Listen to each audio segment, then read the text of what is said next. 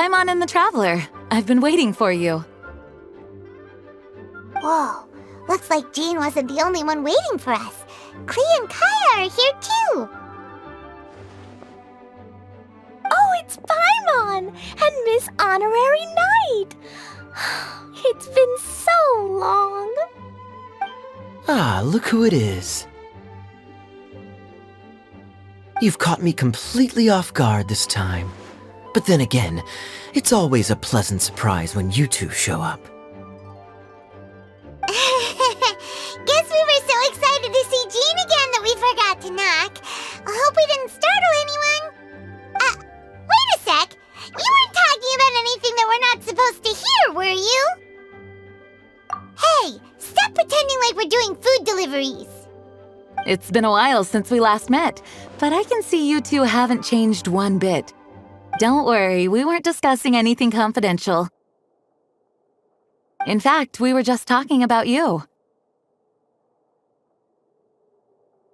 Maybe we should let the star of the story explain it in their own words. Yeah! Let me tell it! A few days ago, I was reading Todoko Tales in the solitary confinement room when all of a sudden, whoosh, a letter came flying in through the window. Flying through the window? How does a letter fly? Like a bird does. It was flapping its wings. It could even talk. It said, well, it was a bunch of stuff I didn't understand. You couldn't understand? Then it must have been talking about how to avoid solitary confinement.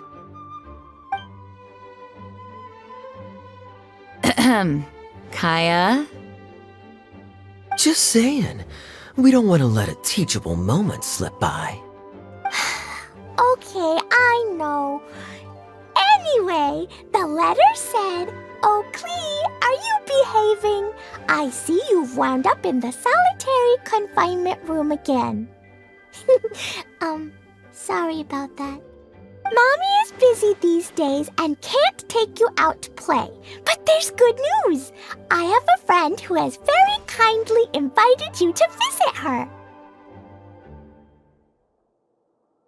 Oh, so the letter's from Alice.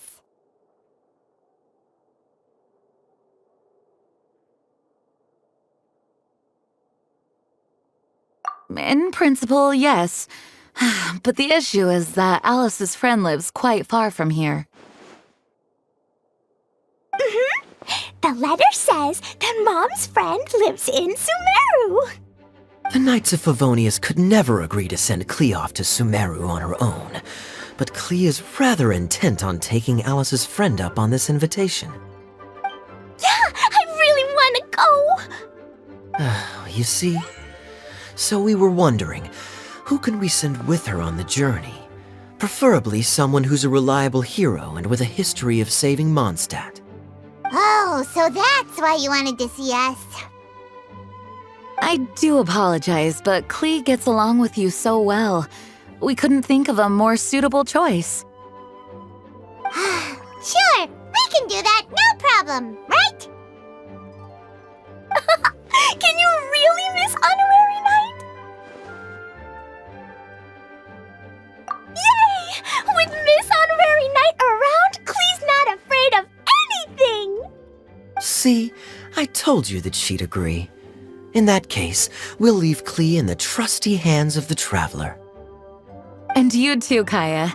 You should join them. I noticed you quietly completed that backlog of paperwork we had. You deserve the chance to unwind a little. Oh, so you noticed. Well then, I suppose I have no reason to refuse. Great! Things will go even more smoothly with Kaya around. Still, Sumeru is pretty far. It's gonna be a long journey. Don't worry, Mom's letter had a magic invite inside. Mom says we just have to all shout out where we want to go at the same time, and poof, we'll be there in the blink of an eye. Wow! Well, that'll definitely make things easier. It only works 3 times though, so we should only use it when we really need to. 3's plenty. One for the way there, one for the way back, and one extra, just for good measure. Sounds very mysterious.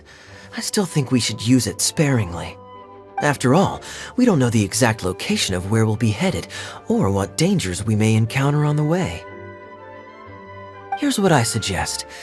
Traveler, you're well connected.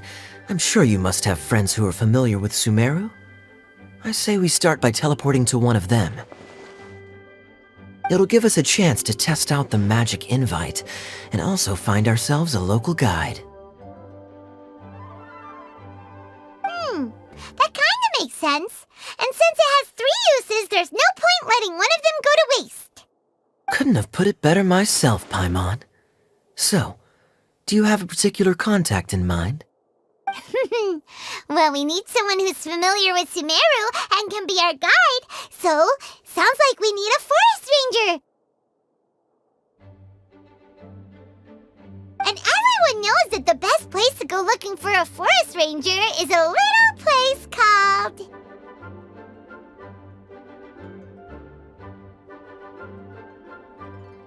That's the one! Maybe we can get Tainari to help us. Alright, Gandharvaville it is. Okay, I'm happy wherever we go, especially with Kaya and Miss Honorary Knight. We should be on our way then. If you'll excuse us, Acting Grandmaster. Yes, let the wind lead. I wish you a safe journey. And Klee... I know. I'll be careful, I promise. Great! Okay, here goes nothing. Take us to... Gandharvaville! Gandharvaville. Grand Arbor Hill! Huh? No, it's not a hill! Ah,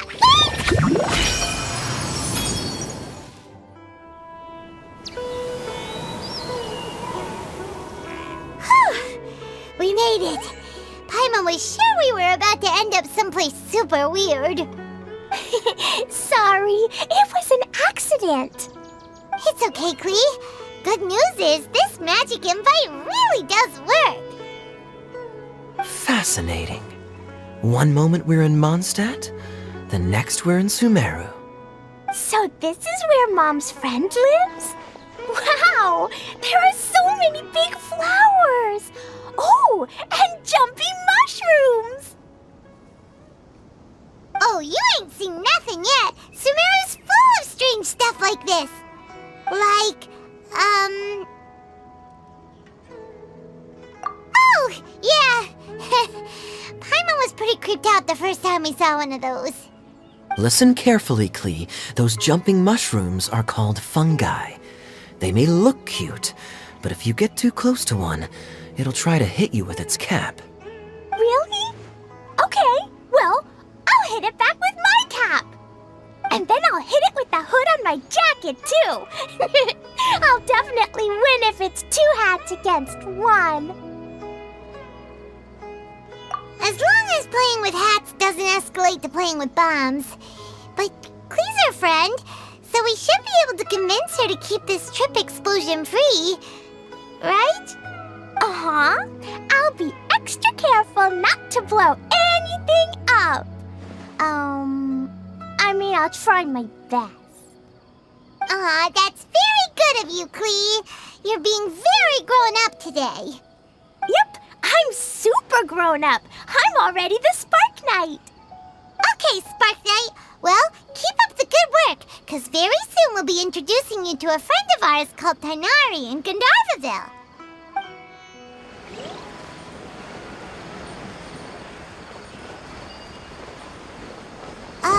Hey, look! It's Kale! Huh? And is that you, Lilith? What's she doing in Gandharvaville?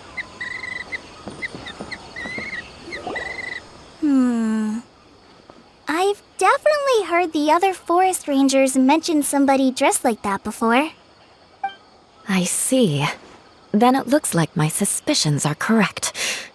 Who do we have here? Traveler and Paimon! Huh?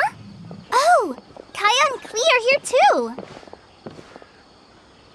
Kale. It's been ages. Kale, Eula, what are you two doing here? Well, that question's really more for Eula. What a coincidence. I didn't expect to run into a fellow Favonian captain this far from Mondstadt. How's the vacation going? Seriously? Bring the whole crew, why don't you? Is it just Paimon, or does Eula not look particularly thrilled right now? Oh, cool! Great idea! Let's go! If you're trying to accommodate me, there must be some misunderstanding. I'm fine. There's nothing embarrassing about running into colleagues in the wild. But earlier you were... Great. Well, I'm sure there's a fascinating reason behind why you're all the way out here in Sumeru. Do share it with us.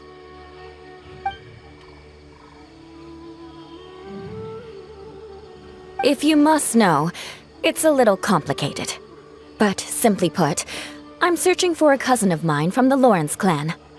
He went missing recently, and after searching his home, we found evidence that led us here. He appears to believe that somewhere in Sumeru lies the key to restoring our clan to its former glory. He came all the way to Sumeru for that? What was he going to do, enroll at the academia? I doubt he came here to learn. He's much too old to start getting a basic education now, and from what I know of him, I doubt he has any interest in intellectual pursuits. All he cares about is restoring his clan's honor. Nothing wrong with that idea in principle, but I'm not certain how fanatical he is about it. So, there's no knowing what lengths he might go to. As a knight and a member of the Lawrence clan, it's my duty to make sure he doesn't bring harm to others. Oh-ho! If this is true, then your cousin is quite a man of action. Traveling alone to Sumeru from Mondstadt is no mean feat. Nor is daring to make me personally concerned about his safety. He has no idea what's coming to him. You know, underneath it all, Paimon thinks Eula's a really caring person. Yeah, she's the best! She brought me some moon pie last time. He is family, after all. Anyway, I will make sure to find him and escort him safely back to Mondstadt. Now, back to you. How and why did you all suddenly show up here?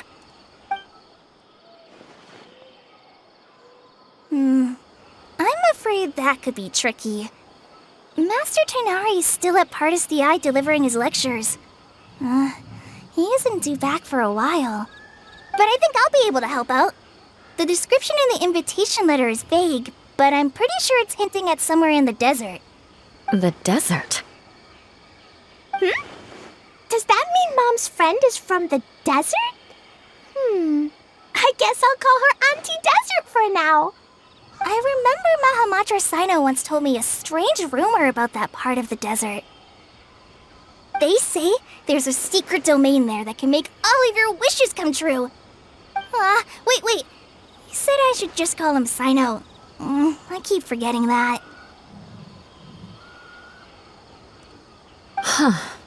A domain that makes people's wishes come true.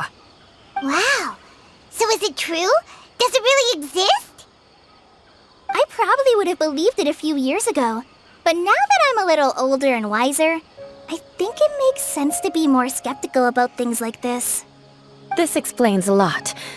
The domain could well be a myth, but he probably figured he had nothing to lose.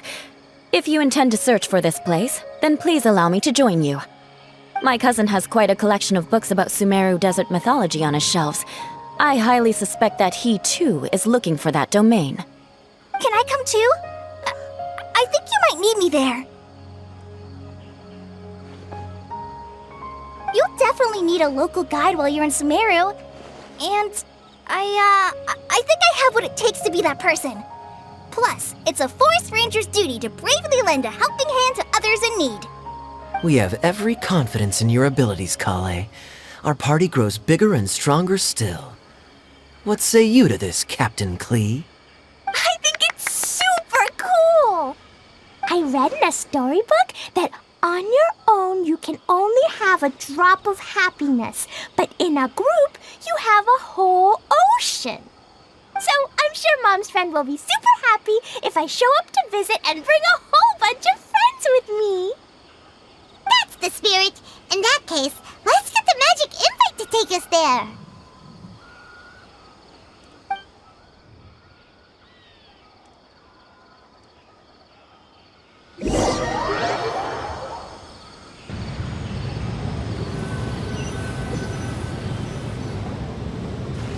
Whoa! This desert is huge!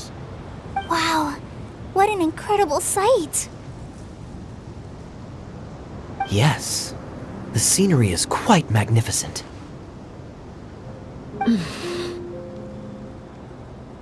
Are you okay, Eula? You don't look so good. I'm fine. Just taking a moment to acclimatize. The air here is much drier than in Mondstadt. This area doesn't look very habitable, and I don't see a domain entrance nearby either. Oh no. I didn't pronounce the destination wrong. Did I? I mean, I don't think I did. Nope, you got it right. It definitely wasn't your fault. I said Gundarvaville wrong earlier, but we still ended up in the right place. Klee's right. We're in the right place. There's no doubt about that. Phew. Maybe the entrance is hidden under a sand dune. Who knows? We'll just have to start by looking around.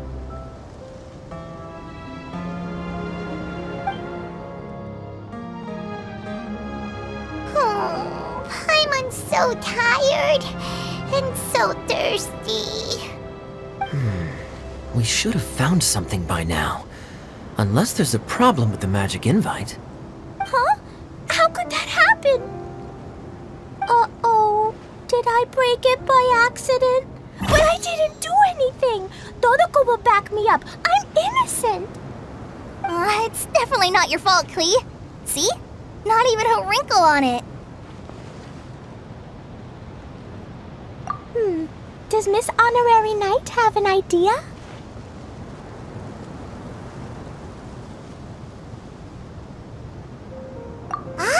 Paimon knows where you're going with this.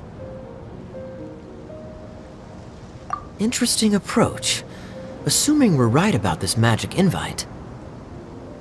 That is to say, if it was sent from within the domain, the invite likely has some sort of connection to it. Oh, I get it now. Plus, I know a super special trick we can use. What kind of trick? Can you teach it to us too? Of course! Mom said that if I ever need help, I just need to shout this out loud. Magic invite, Klee needs your aid. Do something now so Klee's not afraid. Look, something flew over.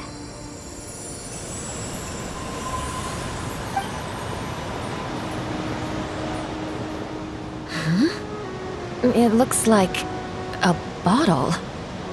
Remarkably effective. That's one trick I'll be keeping up my sleeve in the future. You should make a note of it too, Eula. Absolutely not. It's not my style. I suppose bottles are pretty common in Sumerian mythology. So, is this supposed to be the entrance to the domain? A domain? In a bottle? Huh. Well, if there's one thing we learned in Liyue, it's never judge a domain by its cover. Guess there's one way to find out if this really is the way in. Come on, reach out with your hand.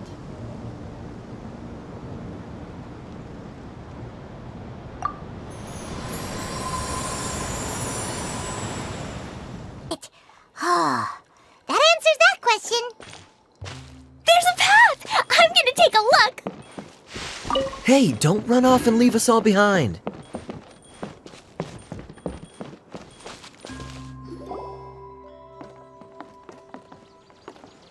Look!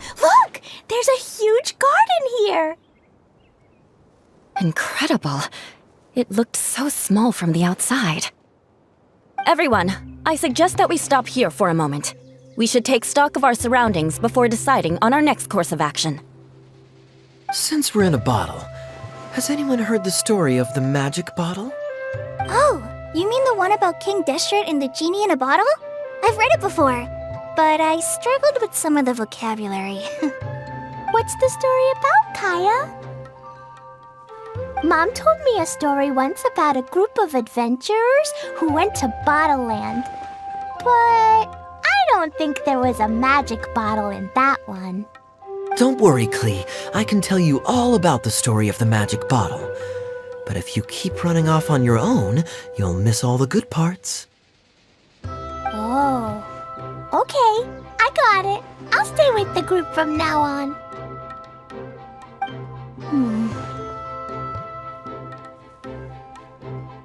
You sense it too, don't you, Kale? Something's not quite right. Yeah, the scenery here is beautiful, but it's too quiet. And there's no sign of Klee's Auntie Desert here anywhere. Maybe Auntie Desert lives way further down inside. This place is super big, just like Fischl's Immer Nachtreich. We still have a long way to go. Guess we won't know until we get there. Let's keep going. Hopefully we'll meet her soon.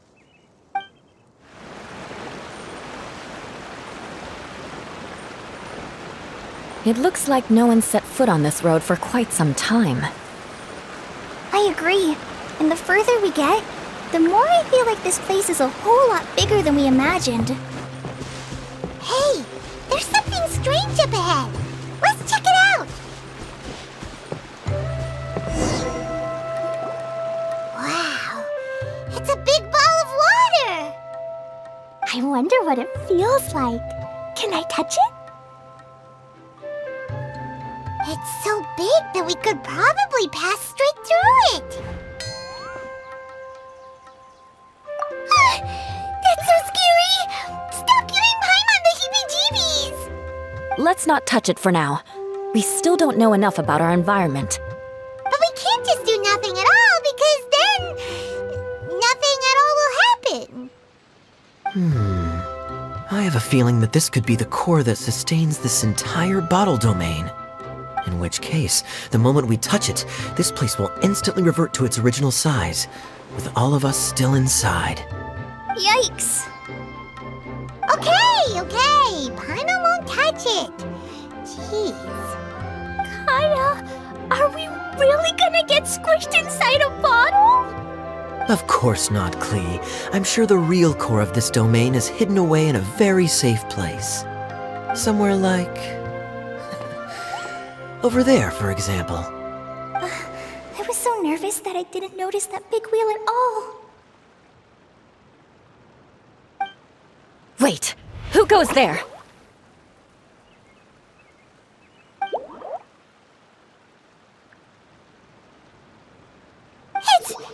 It's the water ball monster! Ah! The water ball monster is real!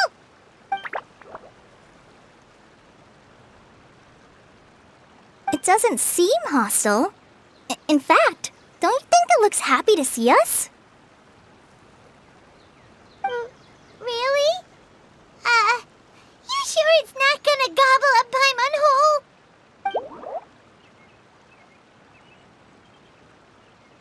I don't think it's hungry. Are you, Water Droplet?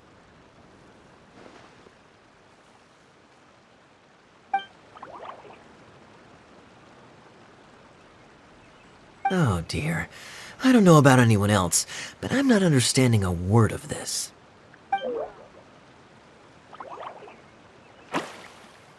Wait! Don't go! Wait for us!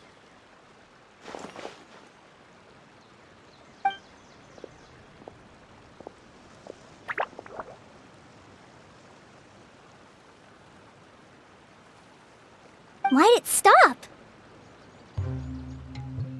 Maybe it can understand us after all. Oh, I get it now. It's leading the way for us, just like the cats in Mondstadt. Like the cats? How so?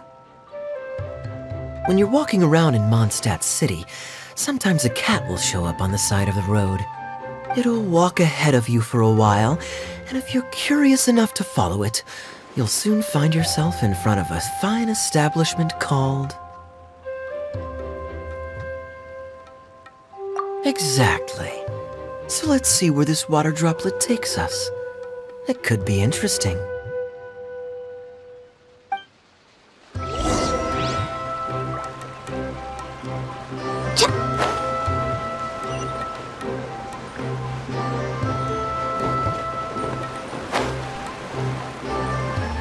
It went this way, right? Oh, hope we haven't lost it. Did the water droplet go into that cave?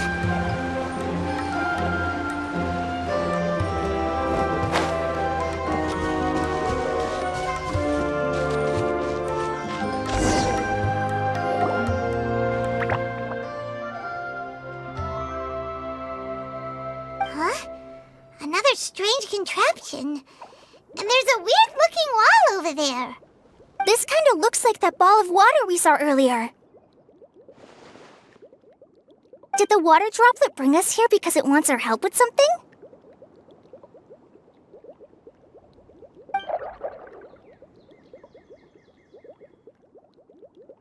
What? Your friend is trapped in the wall?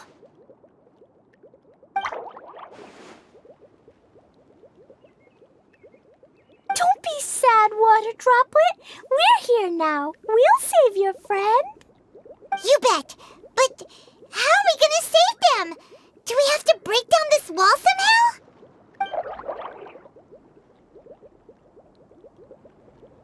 Nope, we can't do that. No breaking the wall. Do we need to find a key of some sort then?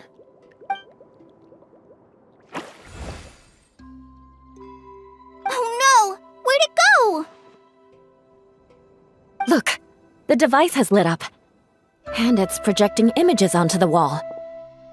A two-dimensional space with objects of the same composition as the device nested inside. Yep, what Kaya said, and that's where its friend is.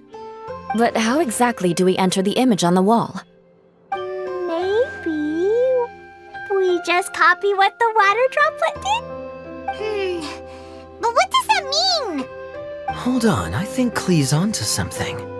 Since the water droplet appears to be the key that activated the mechanism, we may be able to follow it inside simply by touching the device. The principle is no different than how we entered this bottle domain. Fair enough. Okay, deep breath, then head in.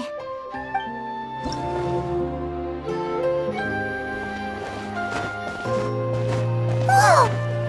Huh? There's a box blocking your way. Wait, is it a reflection of this box in front of the wall? Come back out for a second.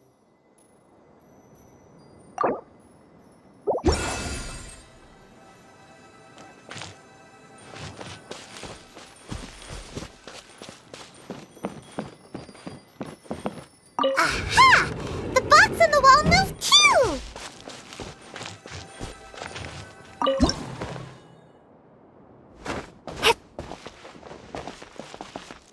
Wow, another water droplet just came out from the wall!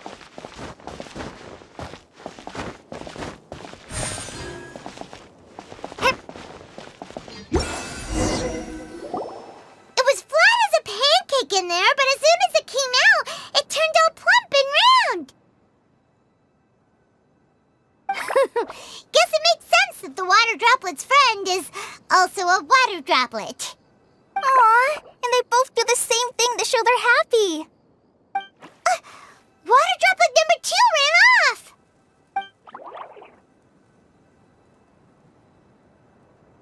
It's saying thank you, Miss Honorary Knight. That was a huge help. Traveler, how do you feel after entering that two-dimensional space? Any physical side effects? You sure seem fine to Paimon. Well, I'm just glad that you're okay. Good thing you is here to look out for everyone. Can't say the same for you though, Kaya. You were pretty quick to send the traveler inside. Hey now, I only suggested that because I was confident that the traveler would be fine. Water Droplet, is there anyone else here besides you and your friend?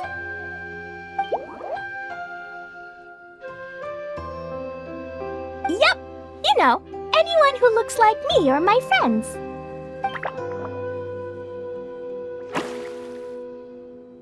Oh, it ran off again. Hopefully this is a good sign. Amazing! Come on, let's follow it!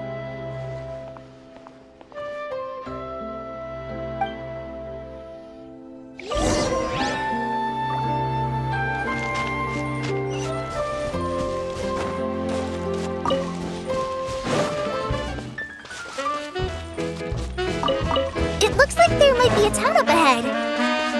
Huh. Maybe more people live in this domain than we thought. And maybe that's where Auntie Desert lives!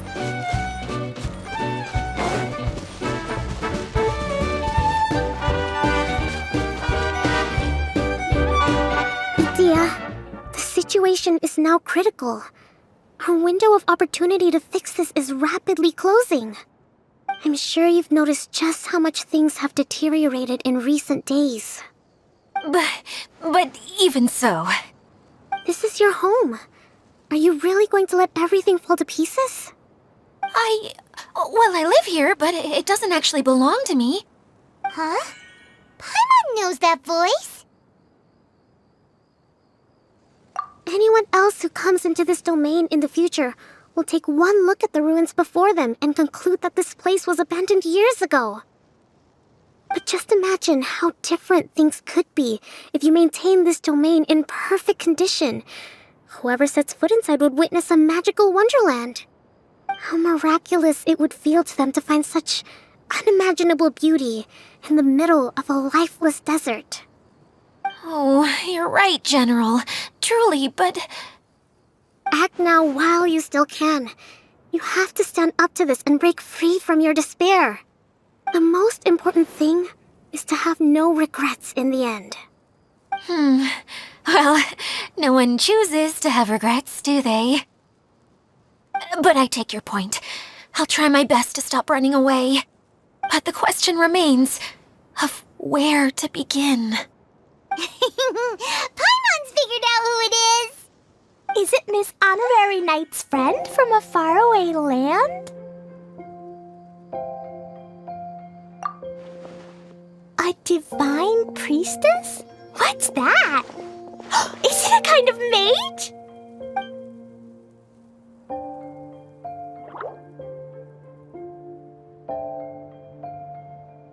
What are you doing here?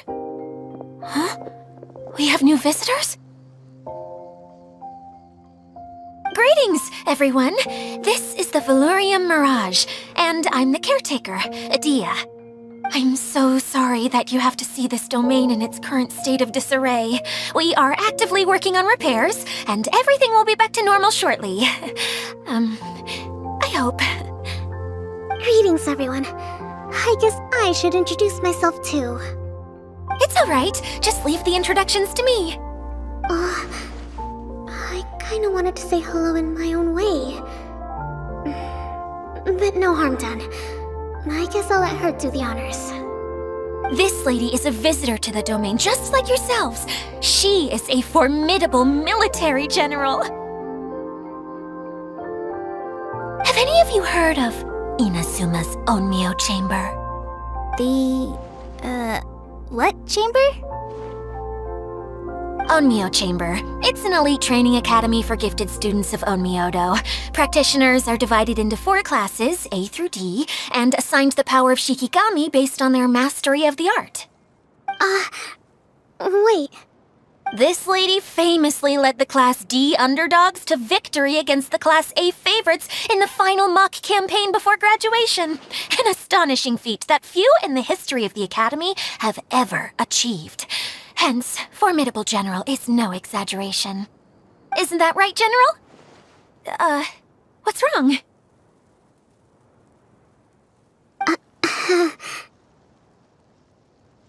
Huh? Wait, so the favorites were beaten by the classy underdogs? Paimon's not completely following.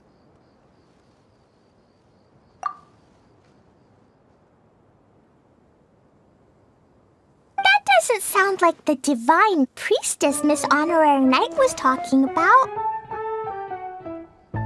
Uh-oh. Did she just get caught lying in front of someone she was trying to impress?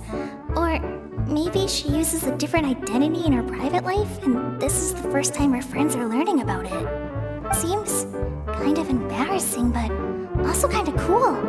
I guess having someone else to introduce you is a good way to make an impression. Maybe I'd fit in better with everyone if I had a title too.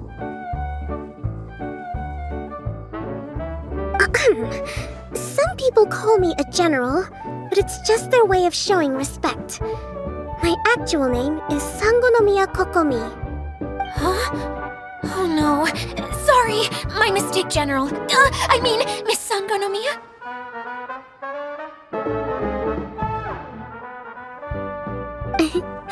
Call me whatever you like, Itia. The only important thing about names is knowing who's who. Oh, I get it now. It's like that story that Mom told me that time. Klee can explain. So basically, in the story, a big group of people go on an adventure to Bottleland. One of them's called the King, and some of them are called Knights. So, Miss Sangonomiya must be the super smart one who solves all the problems in the story. What's that one called again? Perhaps a sage? Indeed. Wisdom is an important attribute found in military generals. Okay, well, I'll just call you that.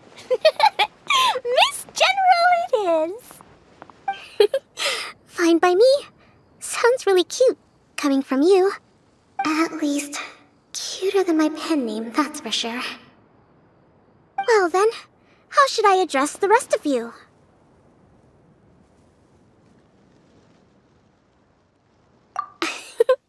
How could I ever forget you?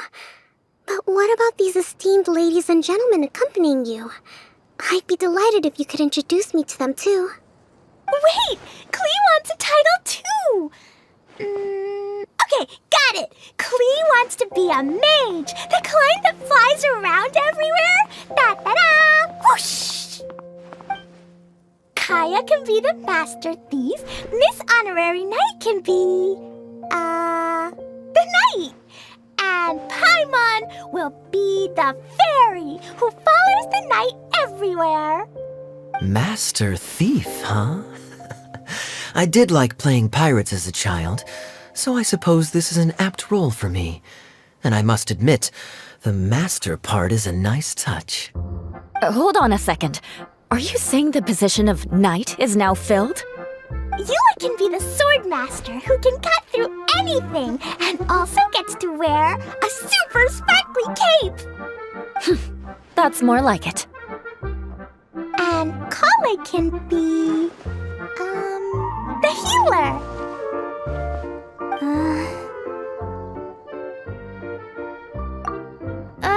No, I don't mind. Healer is a great role. I just don't know if I'm qualified to be one. Whenever I'm thinking of titles for myself, I usually imagine myself as an adventurer or musician. I never thought I could be a healer. I mean, it feels like it should be Master Tainari's role, if anyone's. Don't worry, Kale. You'll be the bestest healer ever. You don't talk much, but you're very kind, just like the healers in Mom's stories. You'll do fine. I heard you're good with bandages. You can patch up a wound, can't you? I can pitch a tent. Maybe you heard wrong? But I'll do my best. It's my first day filling in for Master Tainari, but hopefully it's the first of many. This is a great idea.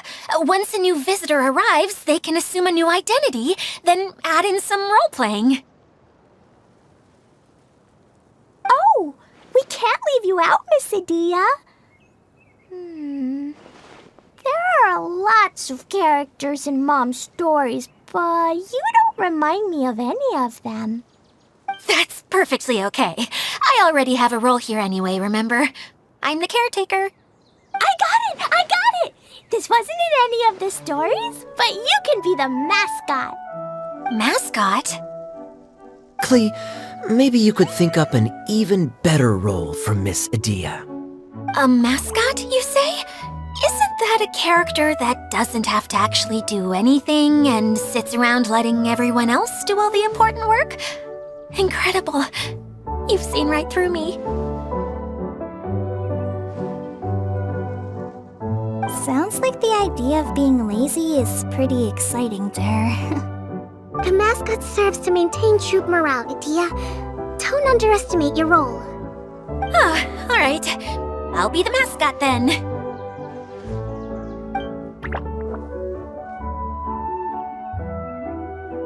That's right.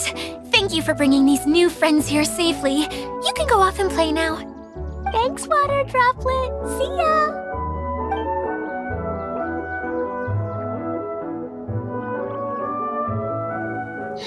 Water Droplet?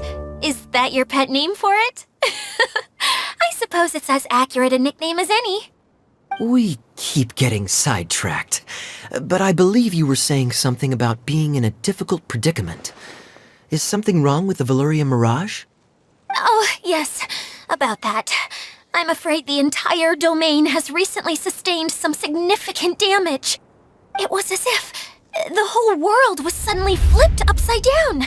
A few components went missing from the core, which sustains the domain, and the impact cascaded out from there. Needless to say, many things in the Veluriam Mirage have now stopped working. Just days after I agreed to let my friend's daughter come and visit too. When she gets here and sees the state this place is in...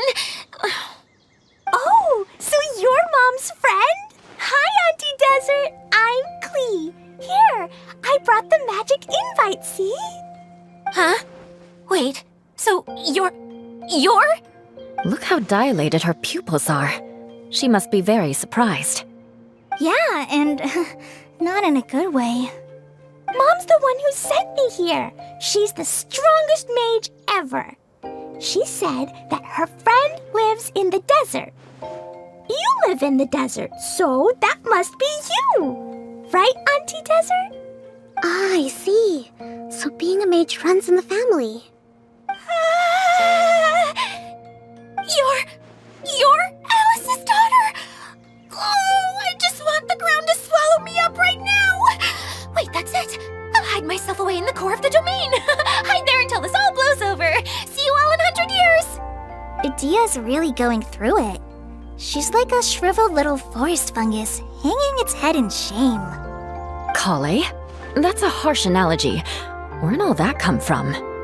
Don't worry, Auntie Desert. Klee's here to help you. And all my friends will help too. Just take a deep breath, and then another deep breath, and all your worries will fly away. Yeah, don't you worry. Lady Fix-A-Lot over here has a good track record with this kind of thing. Well, I'm useless, but it looks like that won't matter with all you capable people around. Fantastic. Don't put yourself down, Adia. You're great too. Thanks for your encouragement. Anyway, for the time being, please talk amongst yourselves. That'll give me some time to think things through and maybe make a start on, delegating.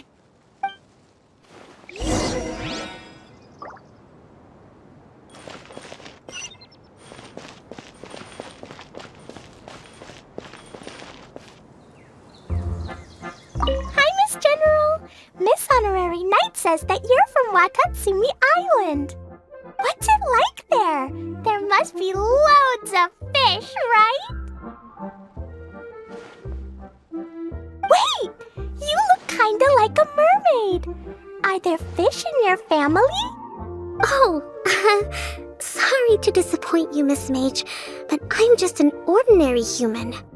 I have lots of great stories about Watatsumi Island, though. Come on, let's enjoy the scenery while I tell you all about it.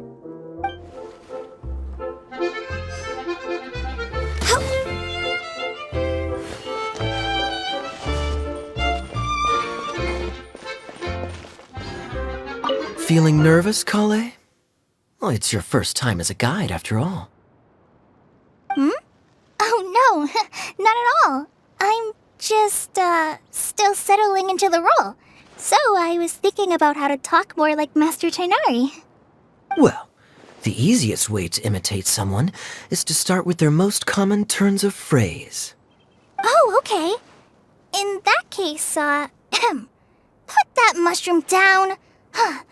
Now, it's highly poisonous. There you go.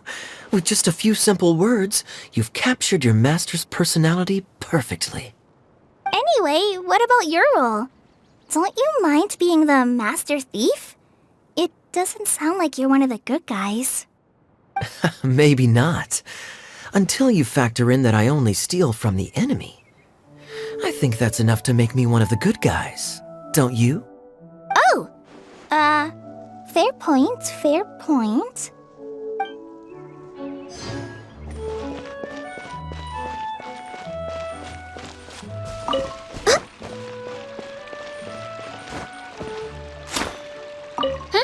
Who else has visited the Veluriam Mirage recently? There was someone from the academia who came not long ago. A Kasharawar scholar. Blonde hair. Architect, I think. He was a huge help and redesigned many of the buildings here. Although he was always grumbling to himself, he was extremely diligent in his work. What a kind person. I could tell that was a sensitive soul. A lot like me. Sorry. Please pretend you didn't hear that. I'm, of course, a very strong and resilient person. After him, an aristocrat from Mondstadt showed up, then Miss Sangonomiya. Unfortunately, everything here suddenly started changing before I had the chance to be a good host and show them around. Do you know where the Mondstadt aristocrat is now? If I remember correctly, he headed north after the incident. It's a pity we're having all these issues. If we could get everything working normally again, I could probably locate him in an instant. Still, not to worry. There's nothing dangerous here. Hey,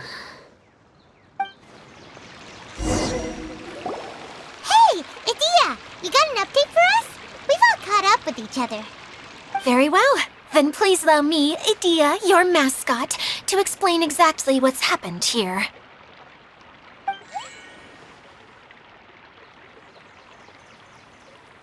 Basically, this entire domain is powered by a device called the Central Hub, which you all saw earlier. But following a major incident, several key components from the Central Hub came loose and went flying. 4 components, I believe, which has caused the Central Hub to stop turning. Oh, so that thing's supposed to spin? Yes, it definitely shouldn't be frozen still like it is now. At least, that's not how it was when I first got here. Oh, I've done such a terrible job of taking care of it, it's so embarrassing. Hey, everything's gonna be okay. So, we need to fix the big wheel up there. And to do that, we need to find the missing parts. Right.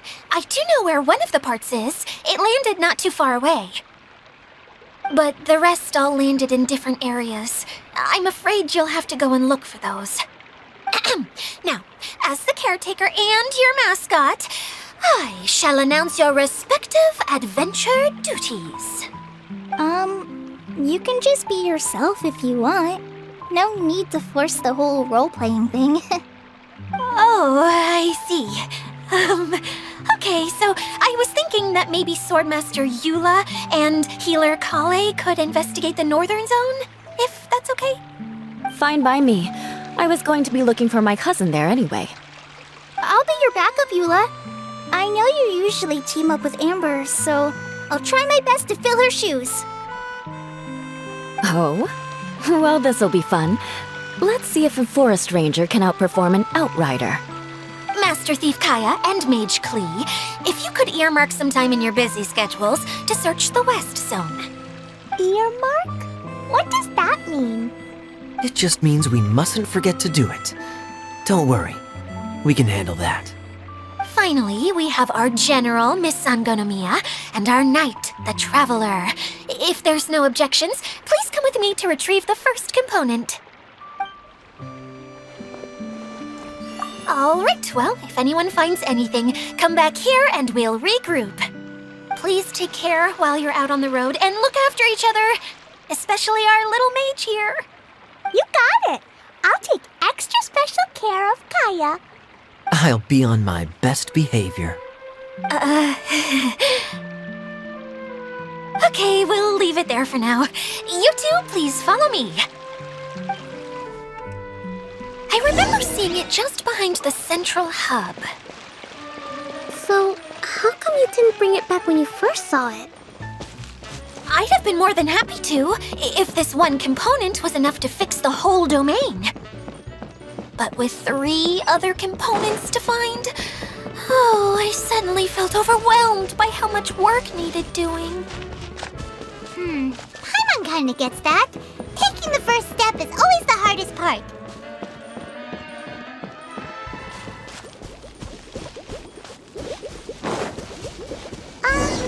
Hey, so Paimon's been meaning to ask, what brought you here, Kokomi? Oh, well, things have quieted down in Watatsumi Island for now. So I thought I'd take the chance to get out and see more of the world. You've traveled a pretty long way. Why Sumeru? I figured that I needed to venture further than usual to really broaden my horizons. Well, that's one reason anyway.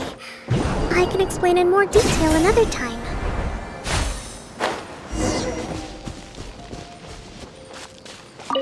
Next on the agenda...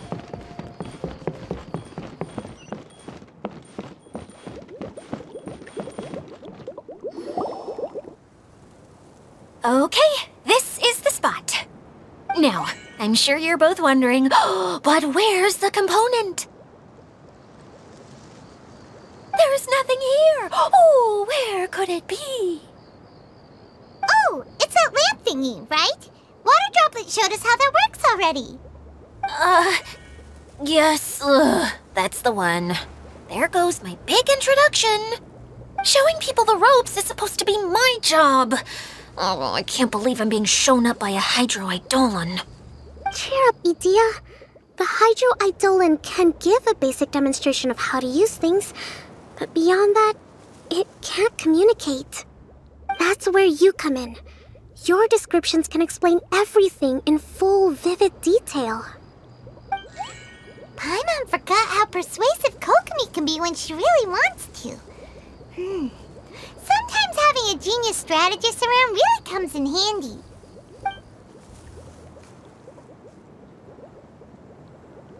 Oh, well, if you put it that way.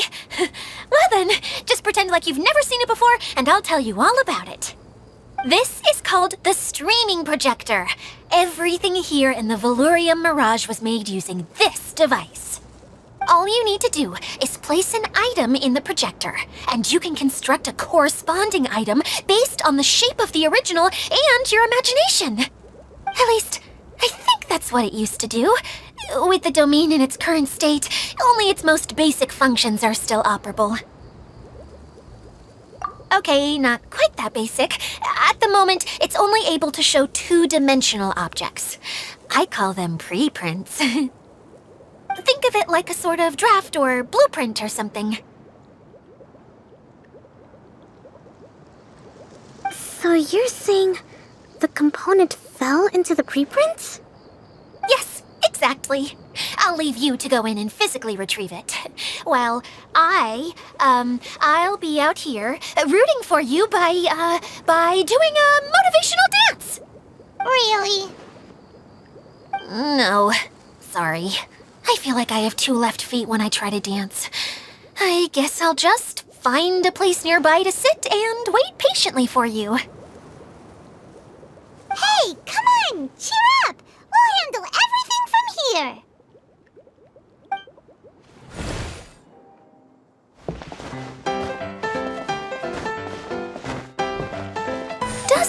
like the component is in here.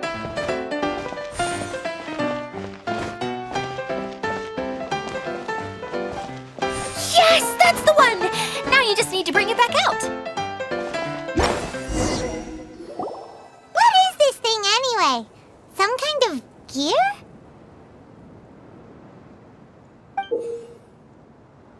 And why is it so small? It doesn't look like it belongs in that huge wheel. It's hard to explain, but I assure you that it's definitely one of the components. So that leaves 3 more components missing. Every journey begins with a first step. I think we're off to a good start, and things should keep going smoothly from here. You really think so? I suppose you're right. She did manage to defeat Class A at the Onmyo Chamber after all. You don't need to keep bringing that up. Anyway, thank you for all your help. I'll take this and start trying to repair the central hub. You two may as well head back to town. Oh, why am I so clumsy? Once again, I was no help at all. The least I can do is try and handle the actual repairs.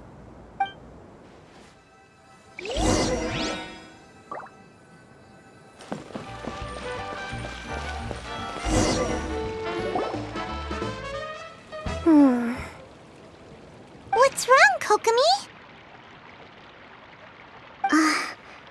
I'm just a little confused.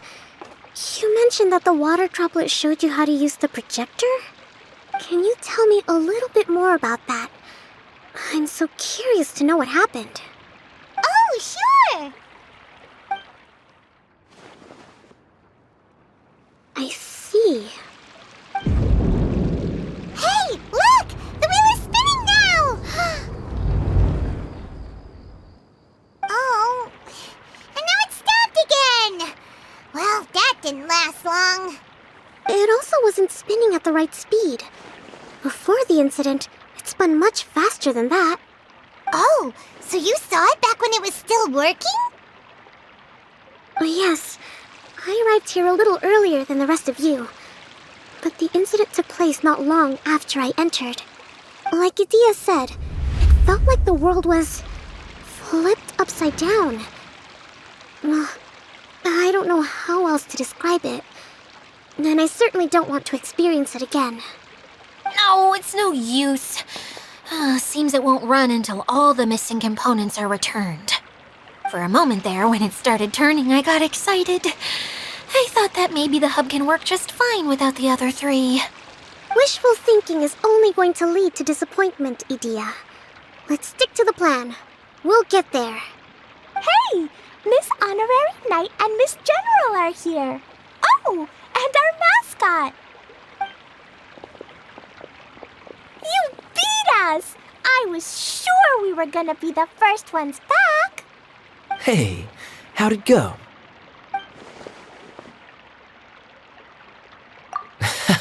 Impressive. I doubt you'd find many other knights of such caliber even among the Knights of Favonius. How about our master thief and mage? Did you find anything? You bet! We made a huge discovery. The place we were trying to get to was blocked off. We couldn't see anything past it, and there was no way around. But then, just now, a huge canyon appeared out of nowhere, so we hurried back here. It appeared just now?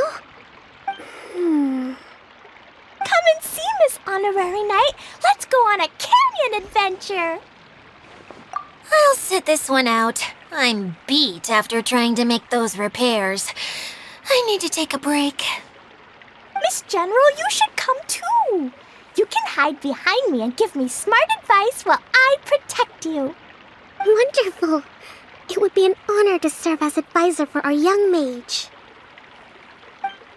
Let's go!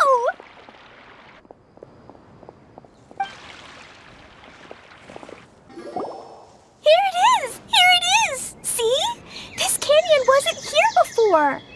Just before the canyon appeared, I heard a faint sound, like something mechanical turning. Kerchuk, kerchuk, Could it have been the central hub?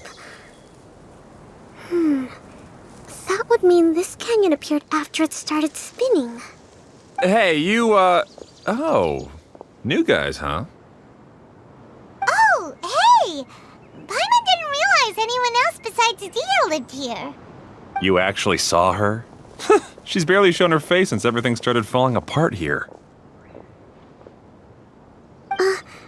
Excuse me for asking, but who are you? Oh, right. I didn't introduce myself. I'm Ferdinand. Me and my brothers look after this whole zone. Well, we used to, until this whole domain was, like, flipped upside down, or whatever. The method we were using to make the carts and tracks stopped working after that. Idia is working on repairing the domain. We were just with her before coming here. Really? Huh. I assume that she'd be curled up in a fetal position somewhere, hoping all her problems will magically disappear on their own. Good for her. Anyway, I checked all the stations around the whole circuit. They've all conked out. Conked out? How? Would you mind elaborating a little for us? But aren't you just travelers who stumbled upon this place by accident? Nuh-uh! I'm Mage Klee, Idia's helper. A mage? You? Allow me to explain. Okay, I gotcha. Well, right now the more helpers we got, the better, I guess. Anyway, our first priority is to get the carts here up and running again. Oh? And why is that? The roads here twist and turn so much that the best way to get around is by riding the rail tracks instead. Let me show you. This is what we used to make them. Did Dia bring you up to speed on these things? Yep. Basically, we need something that we can put inside that'll make a cart for us. Like what? Can it be anything as long as it looks like a cart? Yeah, you could put it that way. But one other thing is that it has to be compatible with the tracks. So, something like a sedan chair, maybe? But I'm not sure we have all the materials required to build one of those. How about you, Traveler? Any ideas? That would solve the issue of materials. Wood's no good. A rickety wooden cart would be too dangerous. Really? Hey everyone, come and see what Klee made. Ta-da! Look! I made a cart! Wow! Amazing work, Klee! Whoa! It fits the track like a glove, too. Plus, it's a heck of a lot cuter than the ones that Dia made. I just wanted to give it a try, and suddenly, boom! There it was! Paimon's gotta ask, what exactly did you make your cart from, Klee? I used Jumpy Dumpty!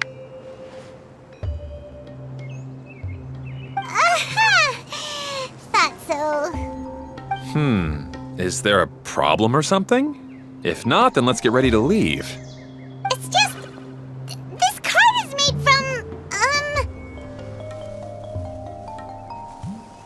It's a bomb or something, isn't it? Yeah, I gathered from your conversation that Jumpy Dumpty is a little more volatile than the cute name suggests.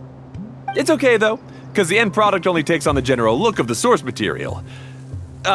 So to be more specific, while different materials have different properties, most of them aren't transferred to, It's okay! No need to delve into the theoretical stuff. Paimon just wanted to make sure we aren't about to end up like the, flying fish of Starfell Lake. Huh? Can we ride the cart now? In a moment. We need a hydroidolin to power it up first.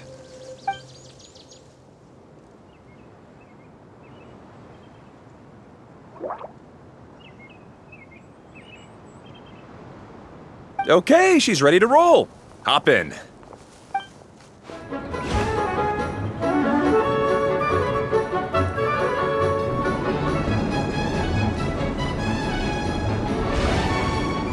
Whoa! This cart is fast! Chugga chugga chugga chugga! Woo woo!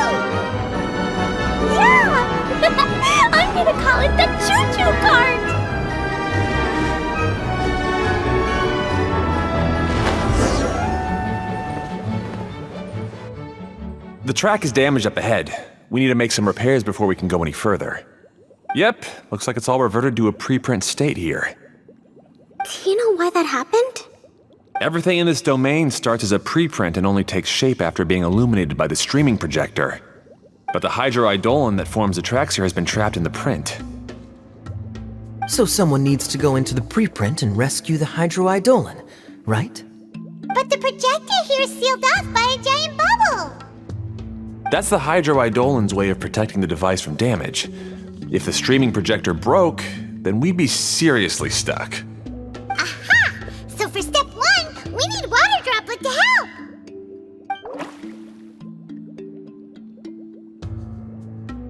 Aw, it seems to really like that name.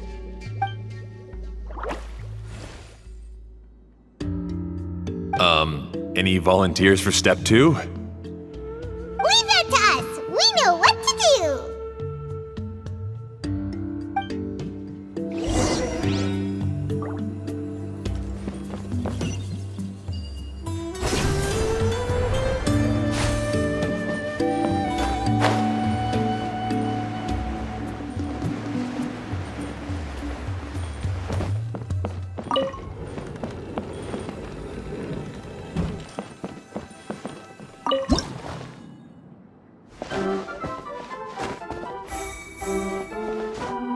Aw, it's completely empty.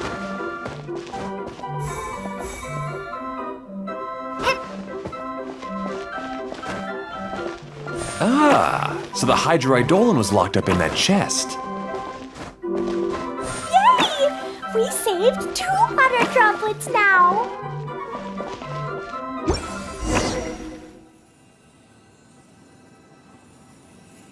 Whoa, water droplet just transformed into some new tracks. Good. Let's keep going then. Hey,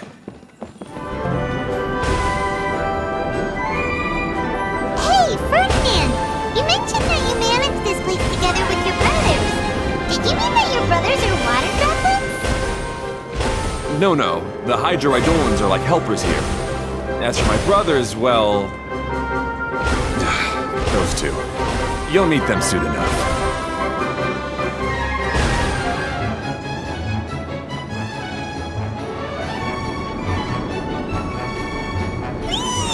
Look! Klee can fly just like Paimon now! This is way more exciting than how Paimon usually flies.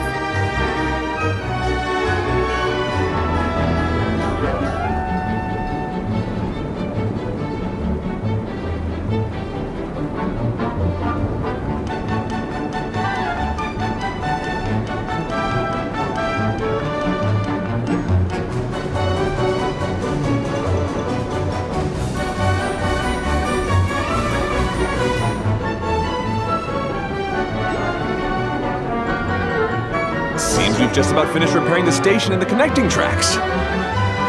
Let's go check the track switcher now. It's over there.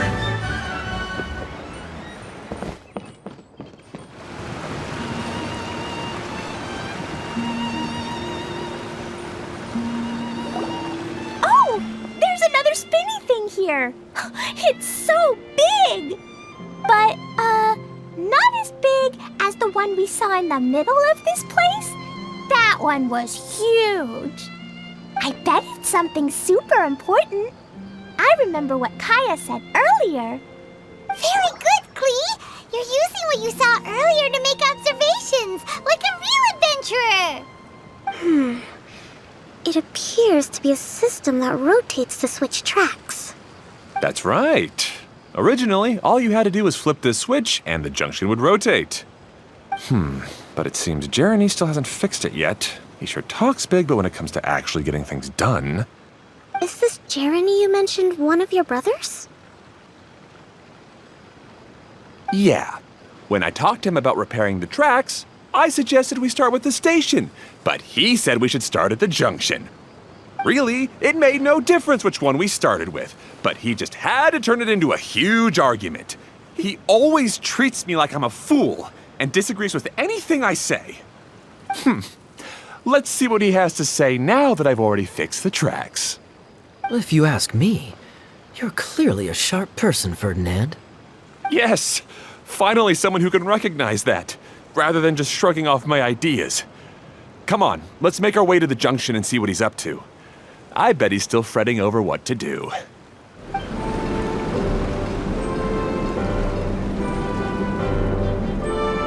Sometimes I can't help but get angry just thinking of Jeremy. You should have seen him back in the sandstorm.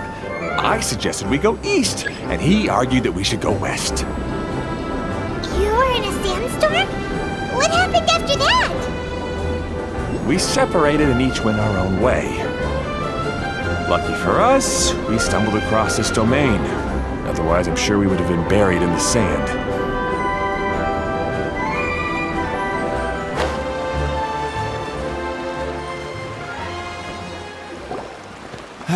Everything will get better once we get the switcher working again. Still stuck here just as I expected. Well, did you make any progress? Didn't I already tell you? Just have the hydroidolins fix the junction and then make a new cart. After that, we can use the junction to... Wait a minute, how did you get here? It took a lot of effort for me to climb all the way up here. The answer is standing right in front of you. Yeah, sure. Those travelers must have helped you.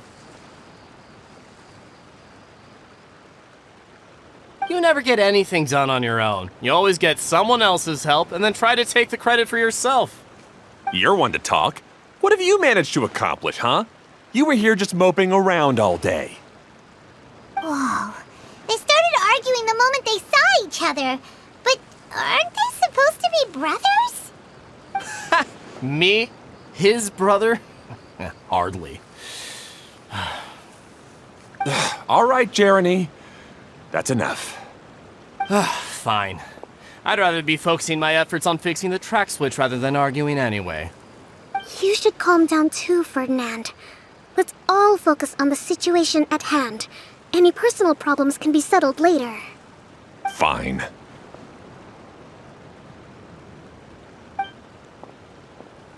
I'm sorry you had to see that. My name's Jeremy. I'm one of the people responsible for taking care of this area. I assume you're the ones who helped repair the tracks. Thank you very much. It means a lot. No need to thank us. We're just trying to help Idea restore the domain. I see. Now that you and Ferdinand brought the cart up here, we'll need the hydroidolins to fix the area below. Them again, huh? Seems the hydroidolins are really important around this place. Yes, of course. Not only do they keep the junction turning, they operate practically everything else in the domain too.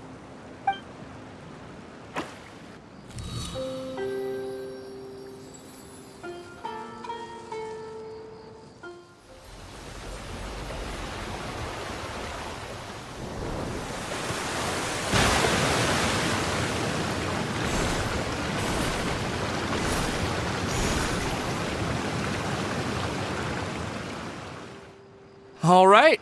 Seems most of the tracks and junctions have been repaired now. Yep. So maybe it's time you give credit where credit is due, What? You think you deserve the credit? If anything, we should be thanking these travelers. You... Well, either way, you're not the one getting any credit. You're always quick to criticize my ideas and push your own, but you never actually get anything done. And what about you? Don't forget it was Hado and I who took care of the mess that one time you impulsively tried one of your brilliant ideas. Speaking of Hado, wasn't he with you? I left early this morning.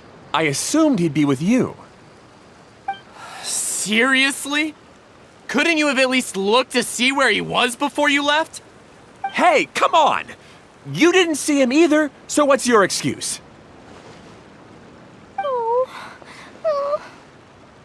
Klee? I don't get it. Nobody did anything bad. Why are they arguing? I just don't like his smug attitude, that's all. Who are you calling smug? If anything, you're the one who's making such a big fuss right now. Alright, I think we've heard enough from you two. If you insist on bickering, then I'd suggest you go somewhere else. Otherwise, I'll just cool you two off myself. Fine.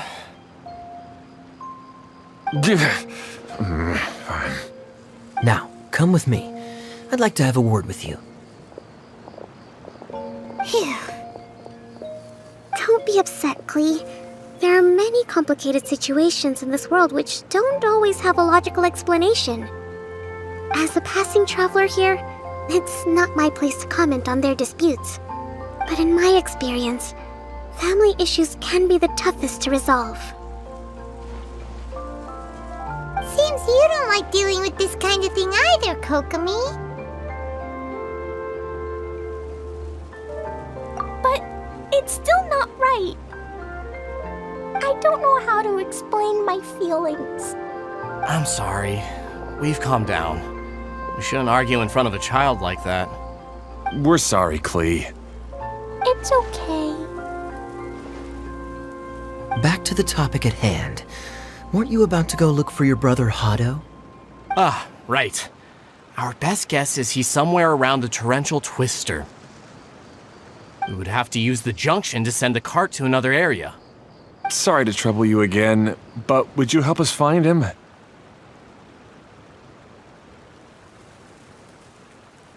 Oh, all right. Hey,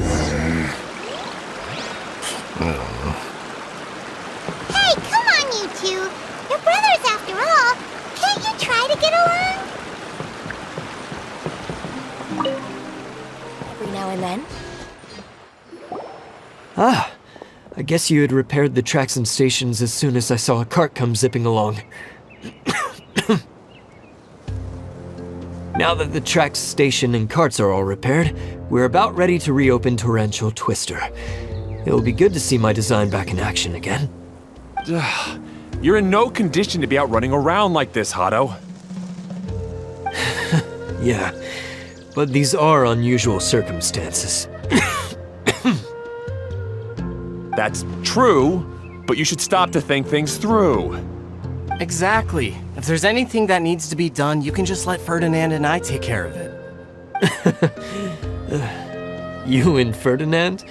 Together?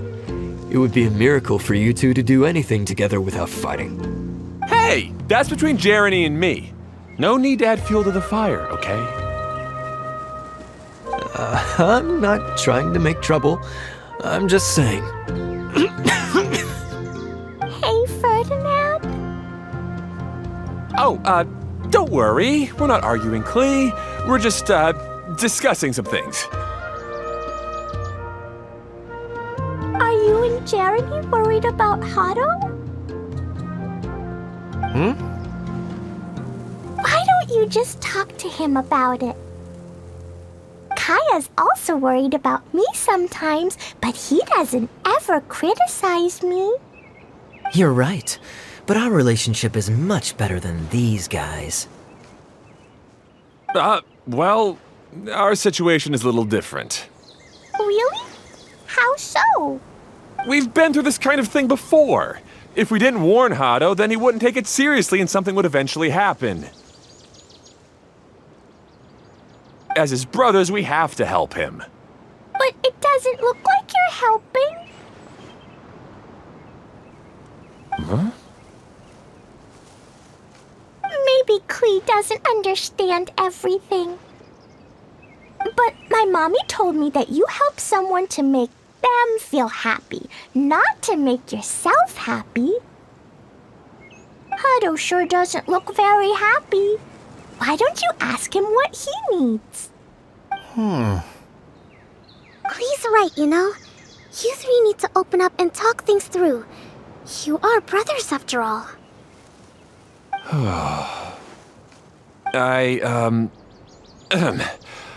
I've always cared a lot about you, Hado.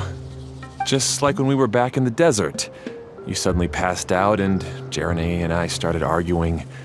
Eventually, all three of us ended up in this domain. I'm just worried that something similar could happen again. If you were to pass out and with nobody around to help you... I know, but this domain is nowhere near as dangerous as the desert. I was thinking that if I could handle these problems myself, then you two wouldn't have to argue about anything. If it weren't for my poor health and lack of energy all the time, then I wouldn't have always been such a burden on you two. No need to feel guilty, Hado. This was our choice. The three of us love adventuring. No one is a burden on anyone. Isn't that why we came up with the idea for this area? I would do the thinking, Ferdinand would use his muscle, and you would... Draw the blueprints and build tracks. It'll be a safe way to see all kinds of amazing scenery. Yes, that was the plan. See? Doesn't it feel better just to get along? Hey, what are you trying to say? You make it sound like I've only been trying to talk myself up. The choo-choo cart is great, Ferdinand. Really? You know, Clee, having the car zip along the tracks was my idea. Yeah, what an amazing idea! You're so smart! Hey Clee, do you want to ride even more fun carts? Yay! Let's ride more! Looks like all three of them are trying to win Klee's approval now.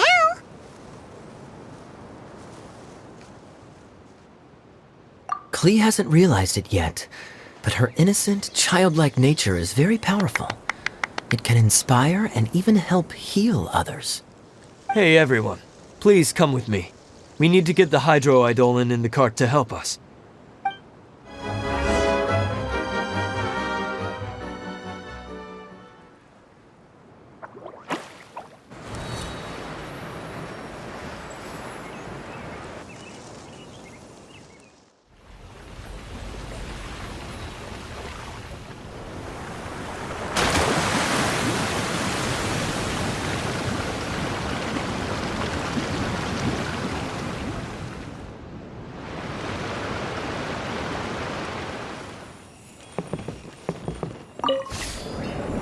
Good. Torrential Twister is ready to run now. Let's go to the station at the start of the track.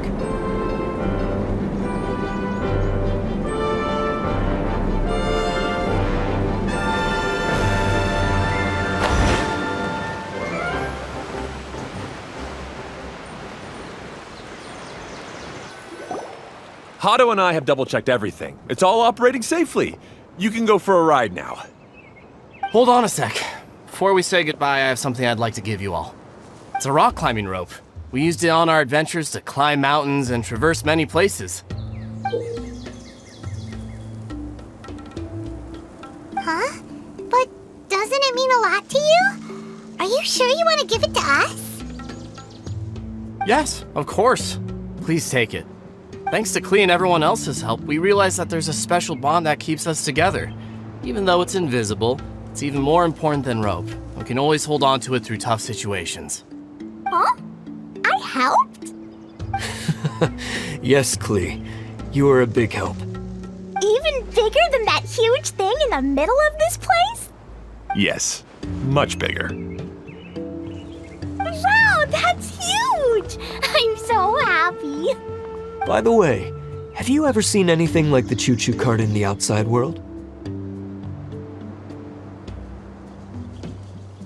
Nope. Today was the first time I rode anything like it. Is that so? I guess I'm not surprised.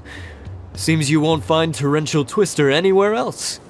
Be sure to come back and ride the choo-choo carts again while you still have the chance. Yep, I will.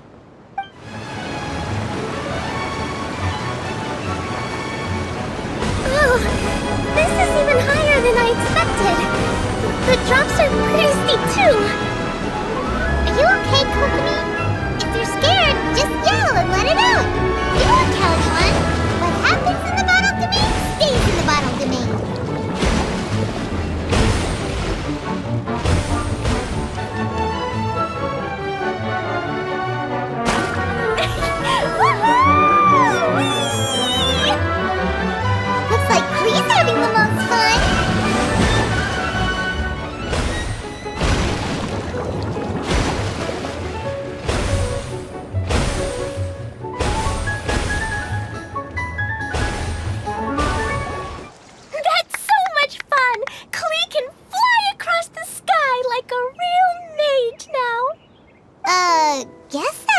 sorta makes sense. Wait, but if being able to fly makes you a mage, what does that make Kaya, since he's here too?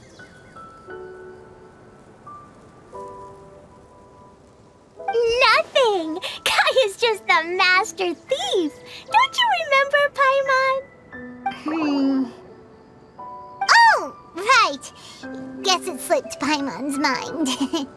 Sorry to bother our young mage, but there's something a master thief would like to report. Do you still remember our mission? Uh-oh. I was having so much fun that I almost forgot. We're supposed to be helping Adia look for the missing components. But don't worry, I've already got one. You mean you snatched it when we weren't looking? I didn't have to go that far. In fact, the component we were searching for was actually that orange rope. If anything, you could say it came right into our hands at the right time. Let's head back and give it to Adia. Aw, do we really have to go? Okay. Even though I want to keep playing, I know Adia is really important. That's our wise mage. Don't worry. Tonight, you'll be able to see stars in the water and watch fish dance in the sky. Seems Kokomi's out of it after that ride. Her face is completely blank and her lip was trembling while she was speaking. Maybe we should have a rest for a while. I thought I was keeping my composure pretty well.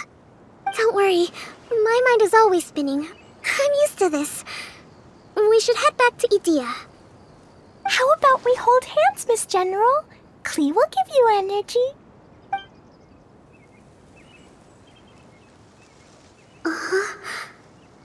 After holding Klee's hand, the stars in the sky and the fish in the water have all disappeared. I must have been seeing things from riding the cart.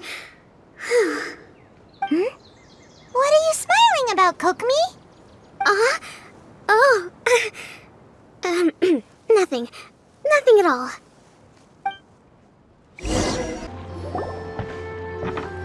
Welcome back! Well, any good news? Oh, don't tell me! You've taken care of all the problems and now I don't have to do anything?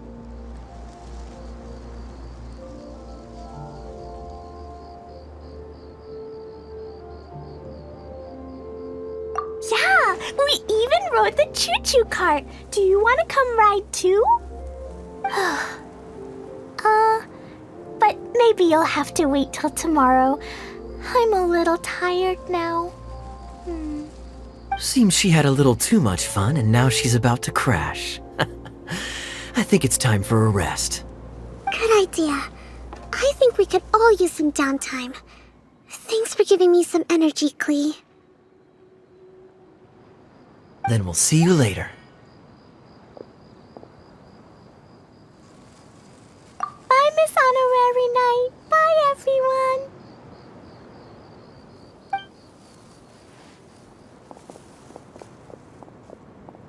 Well, it sounds like our young mage enjoyed herself.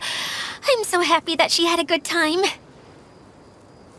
So, back to the missing component. Did you bring it? You bet! Kaya said that the missing component was this orange climbing rope. It just occurred to me that you probably ran into the three brothers while you were in the canyon. If I remember correctly, the two eldest brothers were taking their sickly younger brother on adventures when they ran into a sandstorm and ended up here. They were all arguing with one another when they first arrived, but it wasn't long before they broke down and were huddled together in tears. They sure must have a lot of energy to keep up their bickering and adventuring every day. I'm a little worried about them, yet quite envious of all that energy. You almost sound as if you're reminiscing about old friends, Adia. Yes, I've known them for quite some time after all, but I seldom go to that area. You can hold on to the rope for now, Traveler. I have no use for it until we have the other components. By the way, Eula and Kale have also returned, but I'm afraid they weren't able to make much headway. They mentioned that they would like to head to the jungle north of here, once you have all rested up. Now that I've told you everything, I'll go rest. I'll go and check on the situation in the remaining 2 areas. Do you need me to accompany you? Oh, no, it's all right. You've already accomplished a lot today. You should rest up. Hey, Kale and Eula! Oh, Adia is here too! Hey, it's the Traveler and Paimon. How are you? Did you rest well? Yep, this is a comfortable place to rest. I guess that's one thing here that's better than the desert. But other than that, there's not much going for this place. Saying things like that isn't going to help, Adia. But it's the truth. The desert is full of terrible memories for me. Being there was like wading through thick mud. That's a weird way to put it. Actually, if you hadn't mentioned it, Paimon would have already forgotten that this domain is in the desert. I know what you mean. The air here isn't at all like the desert. It's very humid, almost as if we're in the rainforest. It's a very familiar feeling for me. Everyone looks well rested. If you're ready, we can start making our way to the jungle north of here. Good luck, everyone! I'll be rooting for you! Hold on. I said we, didn't I? No need to say goodbye, because you're coming too. Huh? But wait, I'm just the mascot! You can't back out this time, Adia. The manager of the fairgrounds is waiting to see you. She said Adia is the only person who could help. Yes, Kale and I discovered a fairgrounds in the forest. The person in charge of it seems to be a Spontamod scholar. A scholar? But what's she doing there? Researching the forest ley lines? Oh, I wish there were ley lines here that I could ever study. Anyway, I know who you're talking about. I'd better come along then. Finally, someone has arrived. Sorry to keep you waiting, Maimuna. We've brought Adia with us. Thank you, Kale. It's been quite some time since I've seen you, Idia. To be honest, I didn't think you'd actually show up. If anything, I thought you'd be curled up somewhere crying alone. Hey, you shouldn't be saying things like that. Doesn't seem to be the first time Paimon's heard someone say that about Adia, though. You wanna see me cry? Fine! I'll stop crying right here! No, please don't! All right, I shouldn't have said that. Now, who are these two?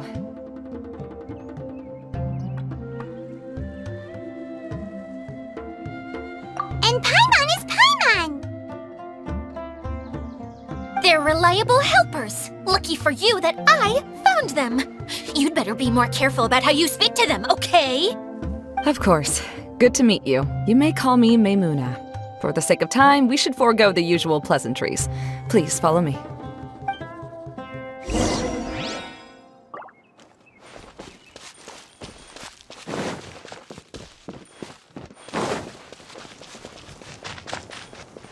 Healthy but wow! Look at that huge tent! Amazing, isn't it? I helped make it. What fun would a fairground be without a tent, right? Really? Paimon knew you couldn't be so pathetic. You just act modest all the time to hide your actual abilities. Huh? What is it, Kale? Sorry. I'm not sure if I should tell you. I'm afraid it might dampen the mood. That's not important. Please, just speak your mind. Well, there are lots of vendor booths set up here, but there's no one running them. In fact, there's no one at this fair at all. It looks pretty deserted. The truth is, this used to be an exciting and bustling place. But just a few days ago, something happened, and it seemed like...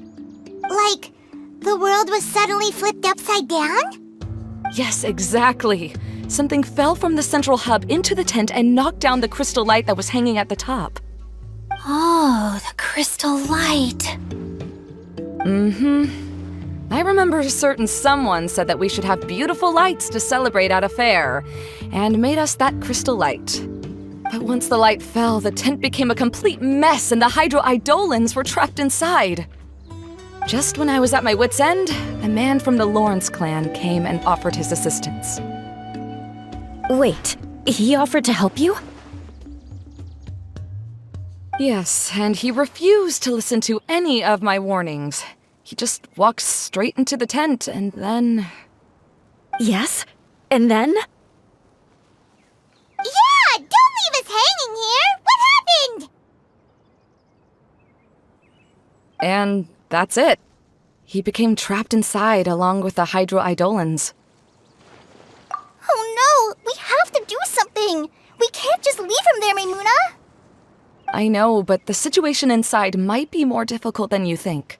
You should mentally prepare yourselves. Just talking about it is a waste of time. Since we're already here, let's go and scout out the situation ourselves. All right, this way, please.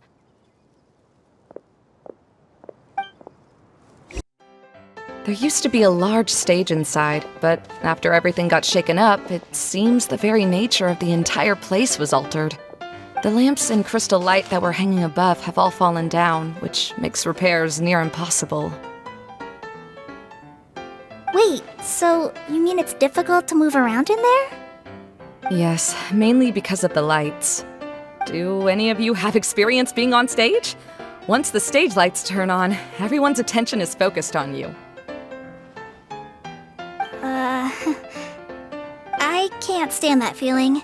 Having everyone's attention focused solely on me would just make me feel terrible. Me too! I'm no good at speaking in front of people. And then to have everyone staring at you. Oh, just the thought of it makes me shudder. Sounds like you have some things you haven't been able to let go of yet.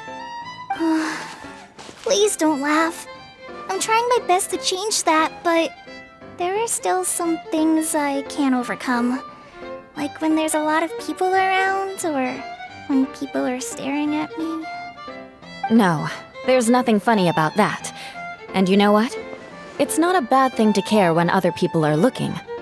That's my opinion anyway. Think about it. Only people who have high standards for themselves would worry about failing to meet others' expectations. You have many good qualities, Kale. I bet if you had to learn dance since childhood like myself, then you'd be an even better dancer than me. No way! That would be impossible. I can relate. I know exactly how she feels. Maybe we should find a time for you to learn with me. And one day, you will become an outstanding dancer too. By that time, you'll be so focused on performing your beautiful moves that you'll no longer worry about an audience watching you. Wow. Yula's so passionate about this that she's practically glowing now. Really? You do that? You wouldn't think I look stupid and secretly laugh at me, would you? You really think I'm that kind of person? Fine. Vengeance will be mine. Oh, no! Of course not. Alright, please teach me. Seems there's no need for me to warn you again. Anyway, you just need to open the curtain and you'll be able to see the stage.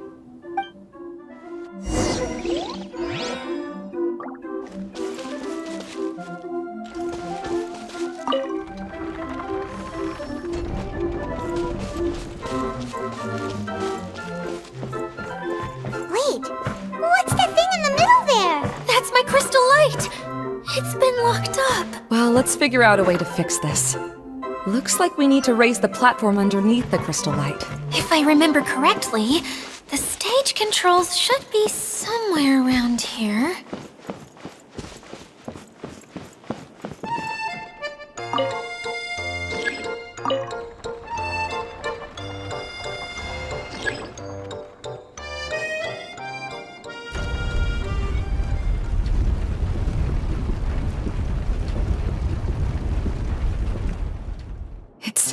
have to use the colorful lens to make the light change colors.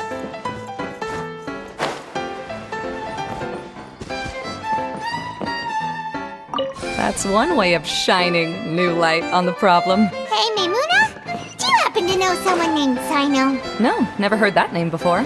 Why do you ask? Oh, never mind then. I was just thinking you two would have a lot in common. Back to the situation at hand. We should probably head into the passageway that opened now. Hello? Is anyone here? If you can hear me, please help! Lessig Lawrence? Who are you? Who has the audacity to utter my full name? You sure don't look like you're in any condition to be talking like that. Yep. He's a member of the Lawrence clan, all right.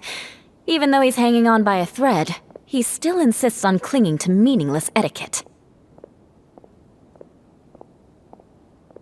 You. What are you doing here? Huh. Have you come here to mock me, Eula? If you would just think for a moment, it should be pretty obvious why we are here. Yet, now you're intentionally trying to provoke me? Of course, you don't have to accept my help. After all, aristocrats are naturally superior and need no help from others. Yes, thanks for the reminder. I don't need help from the likes of you. I don't think he really means it, Eula. His tone was harsh, but he keeps glancing at you from the corner of his eyes. It's my opinion as the healer that he needs help.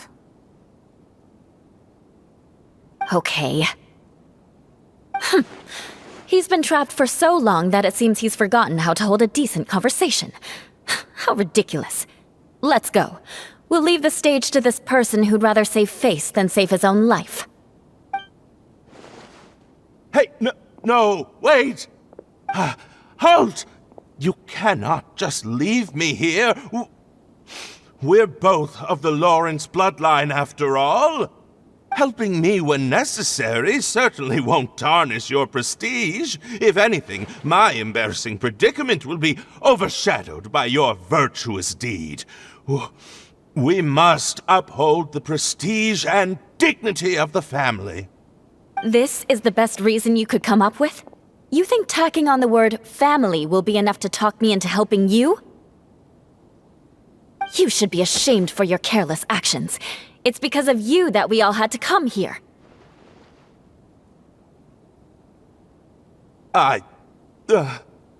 Seems everyone in the Lawrence clan is this way. They'll do anything to save face. All right. Looks like it's time for the mascot to step in. Here you go.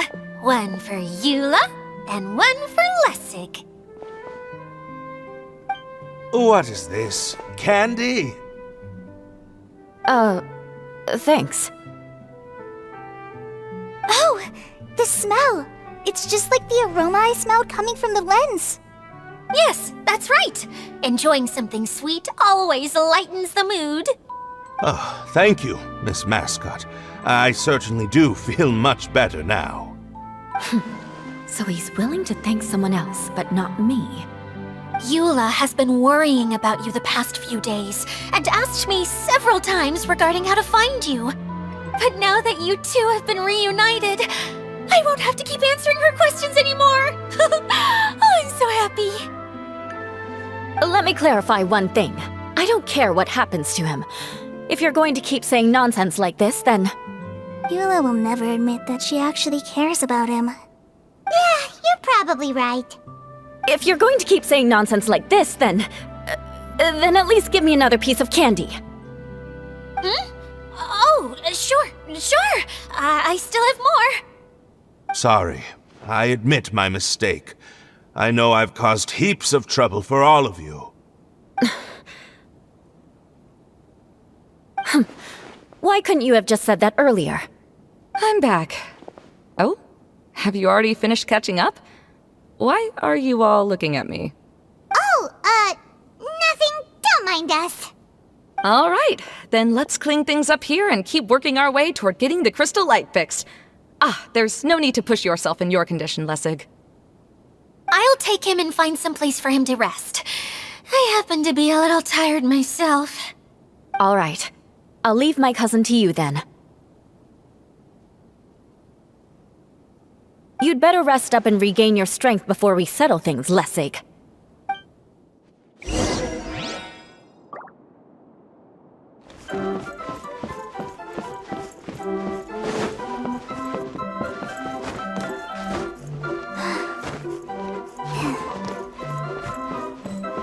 Now, let's see if there's any way to keep raising the platform higher. We probably will need to find a mechanism that's like a lamp.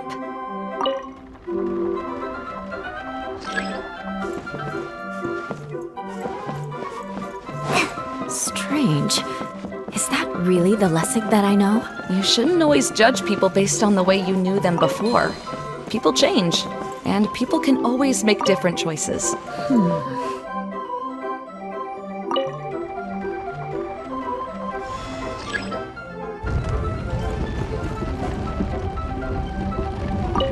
Oh, look! There's a water droplet over there! A hydroidolin! It must have been trapped in the curtain. But at least it seems to be okay.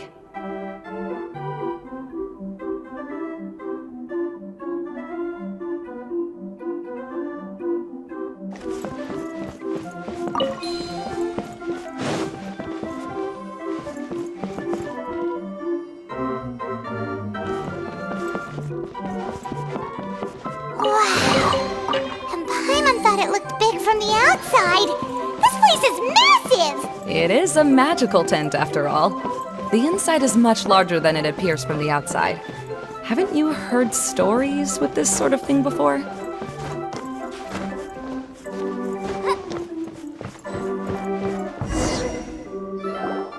Oh, another path has appeared! This should be the last level! Yes, don't worry. We're almost to the top of the tent. The last thing we need to do is raise the crystal light to the very top of the tent. After the stage collapsed, I realized that having it raised only halfway makes it look a lot like the stage at the Grand Bazaar.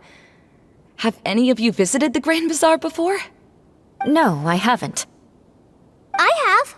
I've gone there a few times with Master Tainari. The place is bustling with all kinds of vendors. And if you're lucky, you can see Nulu perform her dance. Oh, a dance from Sumeru? I'd like to see that myself. If only it were on the way back, then we could stop there. It doesn't matter if it's on the way or not. I would be happy to take you whenever you have time, Eula. Great. I'll take you up on that offer.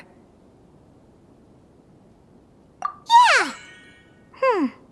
Now that Paimon thinks about it, we've already been there more times than Paimon can remember! Really? My father used to help with festivities at the Grand Bazaar and would always give me candy during the events. I was just a kid and didn't understand anything. I was happy as long as he gave me some candy. To me, fairs and festivals were the best things ever. I always thought my father was amazing and wanted to be just like him when I grew up. But aren't you a scholar in the academia, Maimuna? As far as I know, scholars seldom could spend time doing anything but research. I doubt you could have time to assist your father in preparing festivities. Yeah, seems you read me like a book. When I had the choice between becoming who I wanted to be and who my parents wanted me to be, I ended up choosing the latter. But I was never happy about it. That's almost the exact opposite of Eula's situation. You must have already realized that. Why else would you set up all the booths here and make this place like a fairgrounds? Yes, but I'm still not as happy as I imagined I would be. I realized that attending a fair and running a fair are two completely different things. The main reason my childhood was so fun and carefree is because my family worked hard. But my father knew how difficult and tiring running a fair could be, so he wanted to push me towards academics. But in the end, I didn't do well in either. I gave up on myself and resorted to investigating ley lines in the desert. Some things happened, and then I accidentally ended up here. I finally had a chance to make my wish of running a fair come true. But after seeing everything come crashing down, I feel like I've lost the strength to go on.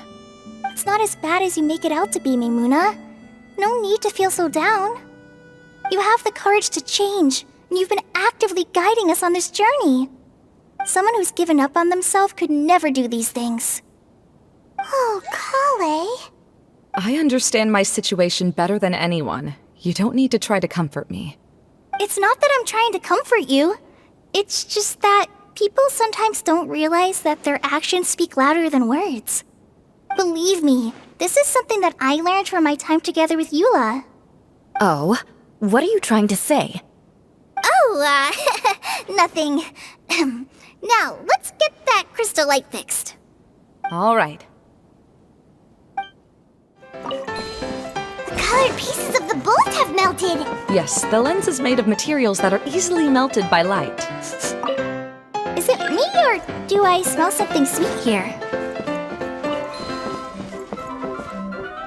If we're going to raise the crystal light, then we need to open the top of the tent.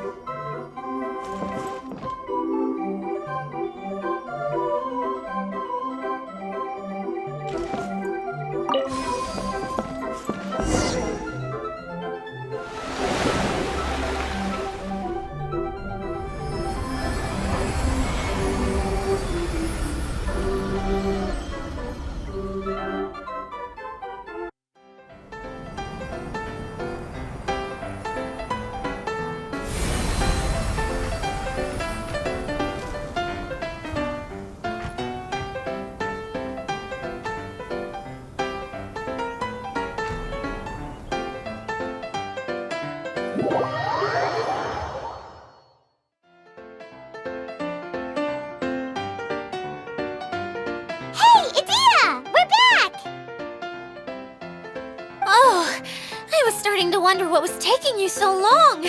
But don't worry, Lessig is recovering well. I'm pretty good at taking care of people. Seems I've found another good thing about myself. I don't know if I should be worried for him or happy for her. The shadow. It's massive. Wait. The shadow just now, it's... Seems he still might need a little more time to recover. Tell me, did everything go well for you all? Of course. With a team like the Traveler, Paimon, Kale, and Eula, they're at least 40 times more reliable than you ever were. Only 40 times more reliable? That means I'm still pretty good then. I guess it's impossible to feel like you've lost once you've already given up. I'm a little concerned about how comfortable you are with that. Huh? What has happened? How did I get outside of the tent? Ah, that's right. I remember meeting Eula, and then... my head. Oh, you're awake now. Don't worry, that's just a side effect of your treatment, Lessig.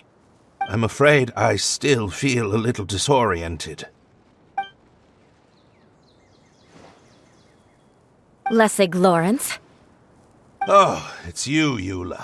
All right, I'll do it. I'll come back to Mondstadt with you and abandon my wild efforts to restore the Lawrence clan. Interesting. Now you want to talk. Seems like you've had a change of heart. In that case, maybe you'll be able to explain everything in detail for us now. I admit it, yes. I came here in hopes of finding a way to restore the Lawrence clan to its former glory. But it was a long journey, and I didn't always know the way. I passed through Liyue and Sumeru. There was even a time when I lost my wallet and had to live in the wild. But the peculiar thing is, I realized that nobody knew me out there. And not a single person even cared about the Lawrence clan. You and I are like glass pawns that were raised in shackles. We were taught to act like nobles, but outside the walls of our home, the people of Mondstadt despised us. Such pompous, hateful, and stubborn teaching. It all culminated to making us cling to the old aristocratic dogma in an attempt to maintain our pride. It's like a never-ending game of tug-of-war. but it is meaningless. You understand. Or I should say, you have already long understood. But I'm afraid that I have only just realized this. Paimon sorta understands what Lessig is saying. Everything he said is true. Your family is probably unaware that you've already changed how you see things. Yes, this has all happened recently. After coming to this domain, I realized the Mondstadt that I want is one where not everyone fears me. All that I and many other members of the Lawrence clan long for is a place where we can live peacefully with others. Lessig, both you and I never had anything to do with the glory of the Lawrence clan. That is all in the past. We are just ordinary people. I originally planned on returning to Mondstadt after taking care of things here. I never thought you would come here. I was completely shocked, which is why I reacted like I did. I'm sorry.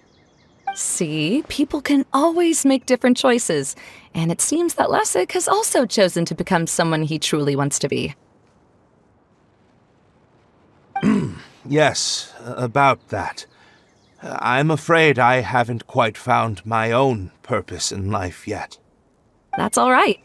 Being able to clearly choose between becoming who you want to be and who your parents wanted you to be is already a step in the right direction. How to find true happiness is probably one of the most difficult research topics of all. I have a suggestion for you, Lessig. Why don't you return to Mondstadt and tell your parents what you just told us? They'll probably try to tear me limb from limb. But what about you? Did you ever tell your family about what you think? This is something that I've been thinking about, too. Perhaps the two of us can sit down with the rest of the clan and discuss it with them. The Lawrence clan is just like this stage. It was once home to glorious performances, but those days are now long gone. And it is time for the stage to be updated. She's so solid and tough, but also clear and open, like an ice cube. Is that why she's able to dance anytime and anywhere she wishes? Are you all done talking now? Yes, I think so. By the way, that is for you. Please take it. I found it on Lessig earlier. Oh, it's one of the missing components! Wait, so you had it all this time? Why didn't you give it to me earlier? Well, you didn't ask. All right, I admit it. I forgot about it. Okay, we'll let the Traveler hold on to it for now. Wait, this looks like... It looks pretty familiar. Have we seen one of these before? Shh! Now's not the time to brag about being a hero! Ah, right! I also bought a similar box at the last festival. Yes, people often use this kind of box for candy at festivals. This was one of the materials originally used to create the tent. But now that the tent has been repaired, we no longer need it. Eating the candy from the box as an adult will never be as delicious as it was when you were a kid.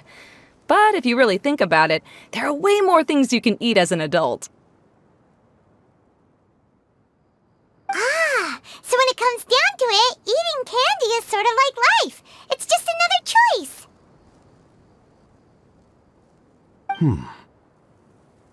So, as of now, we've already collected 3 of the missing components. Only one more to go.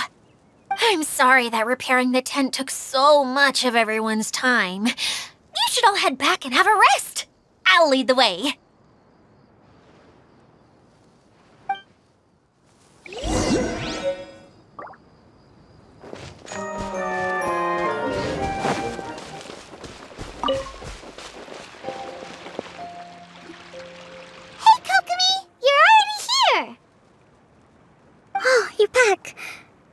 Your adventures to the forest went smoothly? Yep, you could say that. How about you? Up to anything today? Well, I suppose it's time I told you that as the divine priestess of Watatsumi Island, I shouldn't actually be here now. The truth is that a relic known as the Shinro casket was lost from Watatsumi Island long ago. But recently, an orb matching the relic's description suddenly began emitting light, almost as if it was guiding people to it. This is what led me to find the relic's whereabouts. I wasn't lying when I said that. Goro has often told me that sitting at home reading light novels is not the best of practices, and that I should try to get out more. As I made my way from Watatsumi Island to Sumeru, I enjoyed a variety of breathtaking sights. It really is a beautiful nation. I even stayed in the rainforest for several days. I was surprised to find that the relic had ended up in the desert. I knew it was somewhere here, but I still couldn't pinpoint the exact location. Though I feel that Idia was not intentionally trying to hide anything from us, this domain does have plenty of secrets. I'm sure you've sensed that too.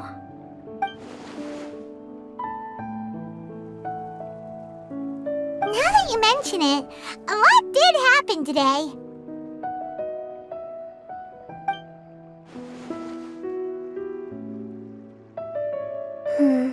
I see. When you found Lessig, did you also happen to find any clues related to this domain? I'm afraid that he was caught up in his thoughts and didn't pay attention to his surroundings. Actually, before the world was flipped upside down, this domain didn't look anything like this. Hey everyone! Oh, I hope we're not interrupting your conversation. It's alright. You two did a lot today. Care to join me for a cup of tea? Sure! That would be perfect! Eula and I just made some snacks. Turns out Idia has a cooking stove and oven. Seriously, why didn't she mention it earlier? Oh, so did you make us some moon pies? No, I made something called storm crust pie. You should try one, traveler. And I made some pita pockets. You could try some, Kokomi. It should taste great with tea. Sorry, I should call you General. Oh, I would be happy to try some. By the way, Eula, how's your cousin doing now? Oh, him. You would never guess, but he's busy over by the oven now.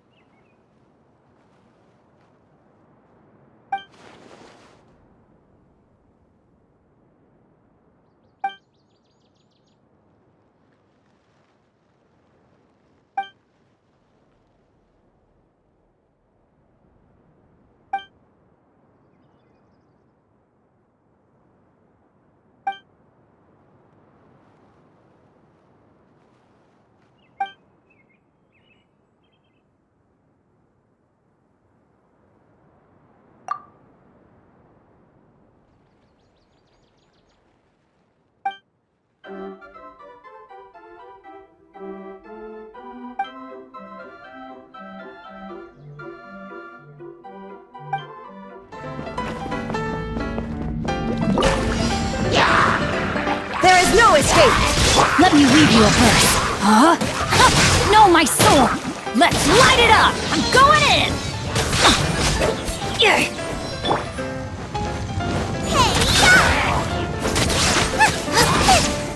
Race you!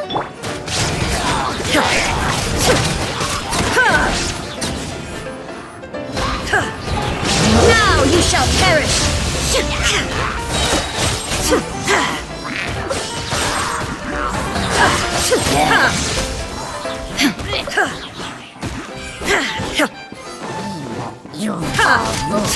Shine down!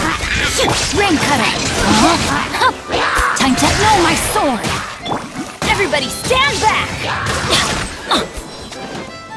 Eat this!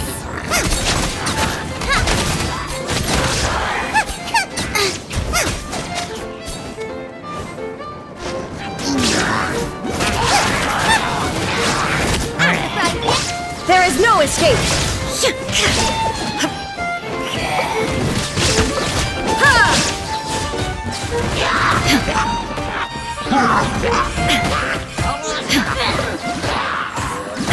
Torn to oblivion!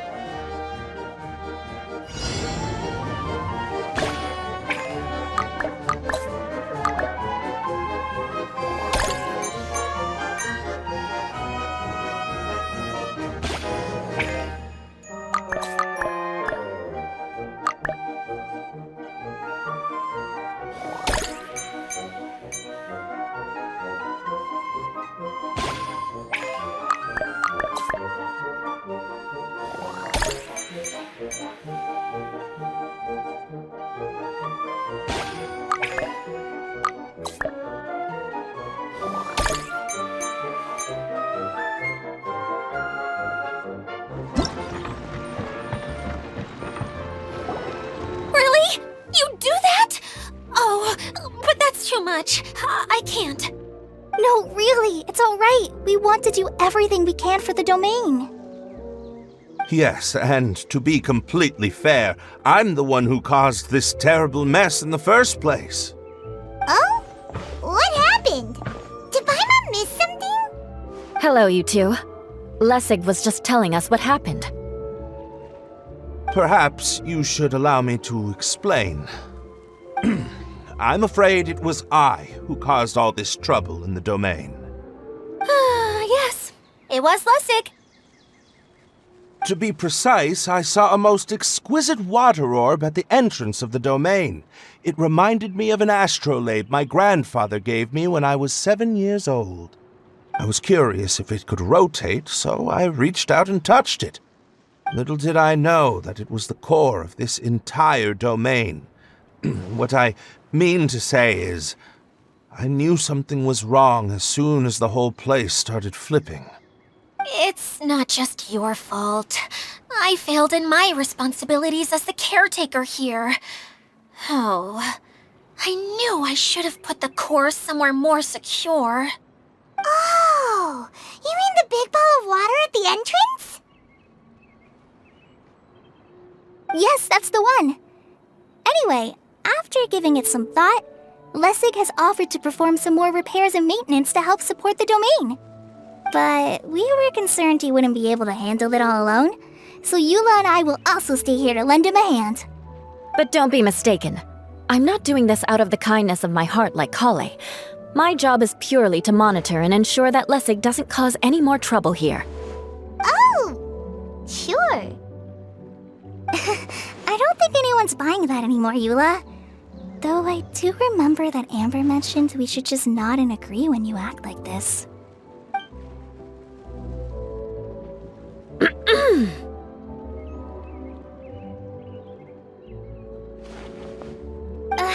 Right.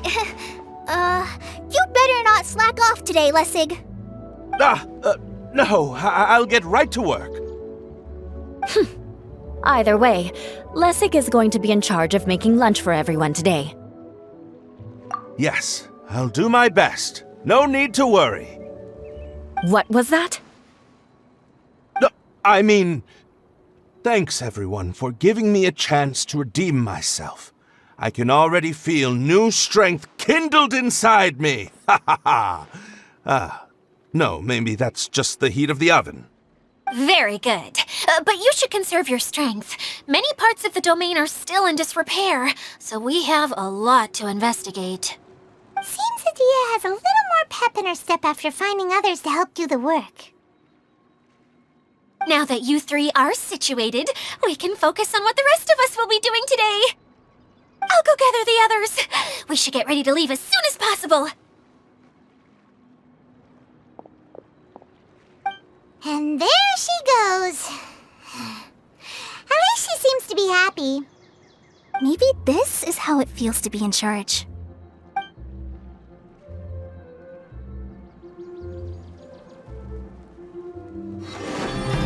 Where are we going now? We're going to retrieve the last missing component. My working theory is that the director listed on the sign has it. No details slips by our general. What's a director? A director is a kind of job. The one we're looking for is named Zosimos. Zosimos is responsible for managing everything that happens on the stage, similar to how Idia is responsible for managing the whole realm. Wow! Sounds like Miss Idia must be way busier! You'd think so, wouldn't you? Care to comment on that at all, Idia? Maybe someone else can explain. I'm just enjoying taking it easy, as usual. The director doesn't get out much. He's almost always cooped up in his treehouse making props or writing scripts. But I'm trying to remember now. Where is that treehouse of his? Huh? You don't remember? Hey, don't forget! I'm just the mascot. I believe it's that way.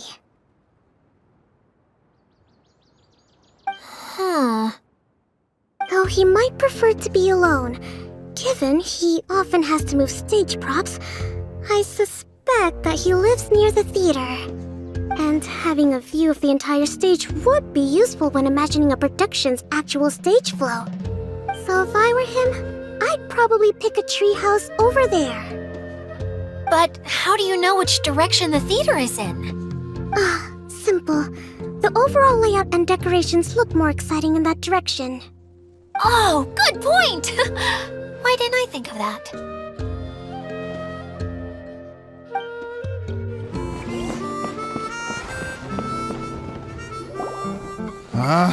Where did that blasted automation mechanism go? The male actor standees are here, but where are the female female ones. Who's that? Idea?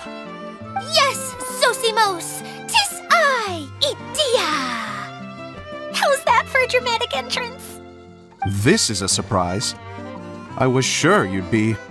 Curled up in a fetal position, crying to yourself? Wow, what a fascinating little creature. Did you just read my mind? The name's Paimon? And no, Paimon's no mind reader.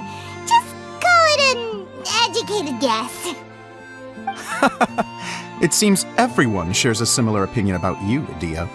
I knew from the start that a managerial role wasn't for me. But I found my true calling now. As a mascot! Mascot? Is that a new role? I don't remember casting you for that. Okay, enough about me. I'm just here to introduce you to some new friends of mine.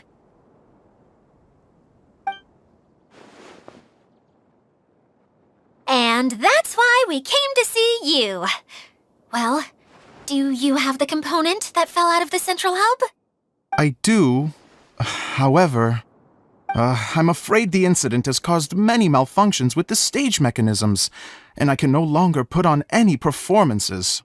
Okay, so you're holding the component ransom till we help you fix the mechanisms, huh? No, till we fix the stage, surely. I'd have thought he wants us to make some more props, no? Given that some of the standees are missing. Or maybe the component is broken and we need to fix it. You're all forgetting that the majority of his work involves writing scripts. I'll wager that he wants us to edit them. What has gotten into you all? What sort of person do you take me for, The component is safe and sound. I can give it to you now if you'd like. Although I was hoping that maybe you might be willing to help rescue my show? You're a big group. I have lots of roles to fill. It would really speed up the casting. A show? That sounds fun! I want to help! Can we? Also, truth be told, I've hit a bit of a roadblock in my script and was just thinking about how to move the story forward. And then you all showed up. Suddenly, I got my muse back. I don't know how to explain it, but something about seeing all of you finally helped me figure out how to continue my script. Huh? You mean that story you've been stuck on forever? Are you serious? You really think you can finish it now? Yes, really. Just give me a little time, and I'll write it all up. In the meantime, I'll leave things to you, Idea. Whoa! And he's off to write the script! Zosimos has always wanted to write an epic story about a thief and a mage. Apparently, he got the idea from some rumors that were swirling around, but he only got as far as writing the intro before writer's block set in. Why don't you all take some time for yourselves while I see what I can do? We'll reconvene after the director finishes his script.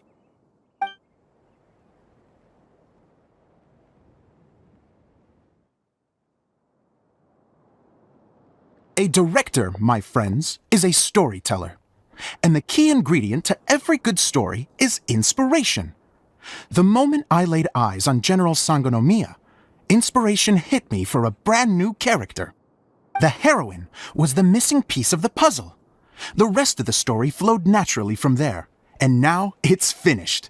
So please, take a look through your scripts, and we will tell this story together.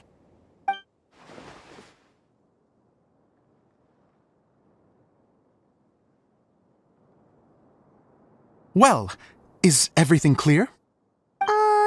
Director Zosimos, how do you pronounce this word? Let me see. That's sojourn. It means to stay for a while. This is a very cute moment, so let's make sure that comes through in the performance. Oh, wait. There's another word I don't know here. It's okay, Klee. We can go through your lines together a few more times after this meeting's over. That would be most appreciated, Kaya. I had a feeling about you, actually. You seem to know a thing or two about character acting. Tell me, have you acted before? You're too kind. It's all in the script, really. It just rolls off the tongue. Oh, you think so? Well, you definitely have a knack for it. I've actually been looking out for someone with your talent. If I make it as a big-time director, then I can see us working together for the long term. Be sure to stay in touch, okay? You and I are gonna go places. What can I say? Sounds good to me. Great. Fantastic. Now then, please go through your scripts one more time. But don't just read the words. Remember my notes, and really let the character inhabit you. I need to have a look at the stage, so I'll leave you to it. If you need me for anything, I'll be in the big theater right in the center of this area. Wonder what the theaters are like here. Let's go check it out while everyone's still getting ready.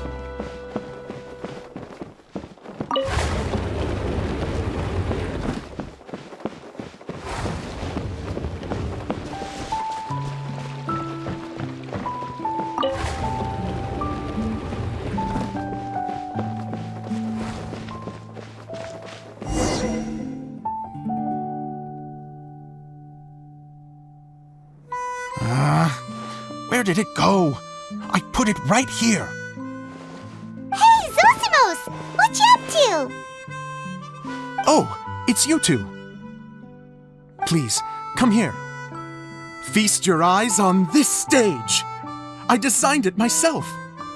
So, directors have to design the stage too? Oh, I'm no ordinary director.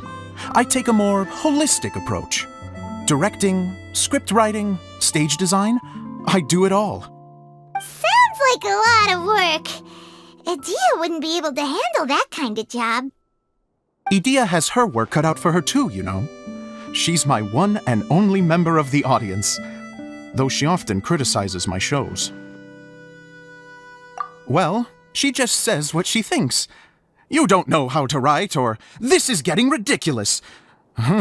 I think it's because I use preprints in a way that she feels goes against what they're intended for.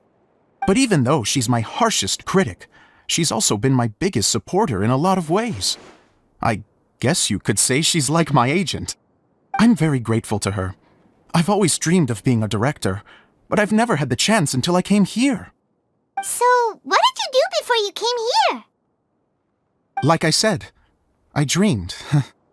From a young age, every time I came home after a show, I'd go over the story again and again in my mind. Growing up, my biggest aspiration was to be a director. Unfortunately, I couldn't offer much beyond my practical skills, so I ended up spending most of my time as a prop designer and doing a bit of set design on the side. Don't get me wrong, I do love building the set, but nothing satisfies me more than putting on my very own show. No wonder you only wrote director on the sign. Exactly. You're not doing a great job of convincing me that you're not a mind reader. By the way, could I ask you for your help with something? I'm having trouble finding the master script, and I'll need it shortly. The one you only just finished writing? You lost it already? Yeah. After I handed everyone their copies, I held on to my master copy while I was checking on everything around the theater. I must have dropped it somewhere. If it's not here, then it might be in the attic. These are the only two places I've been since I finished writing it. But, I still have some things to do to get the stage ready. Would you two mind having a look for me? No problem, we'll find it.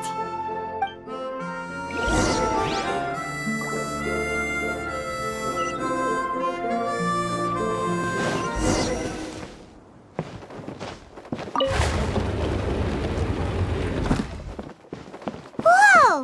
Look at all these books! Now, where's the master script?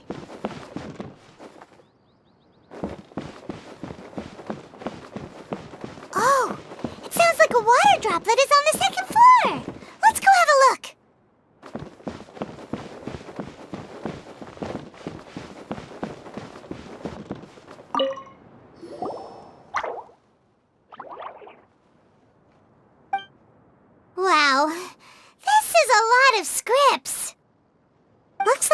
water droplet has been managing them for the director. Most of them look like works in progress. Then it should be the one that's finished. Okay, let's look for the thickest one and then check the ending. This is the only script that fits the bill. Plus, it looks pretty new. This must be the master script. Let's go give it to Director Zosimos.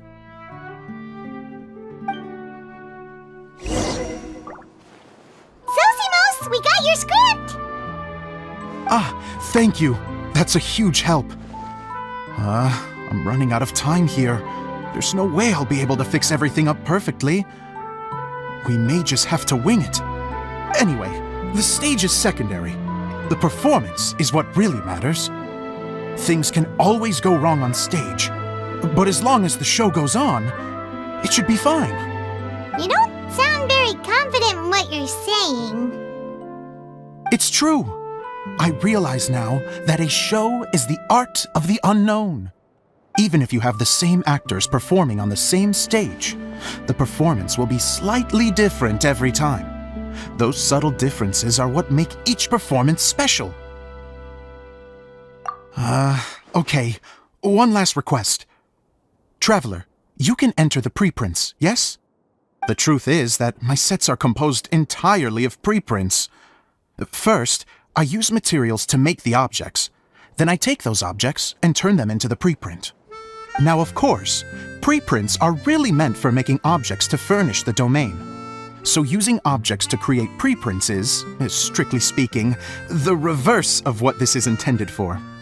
But Edea said that if this is what I really want to do, she's not going to stand in my way. So that's what you meant earlier. Okay, well, what do you need us to do? I'd like the Traveler to go into the preprint set and help move props around during the performance. The reason is, Oh,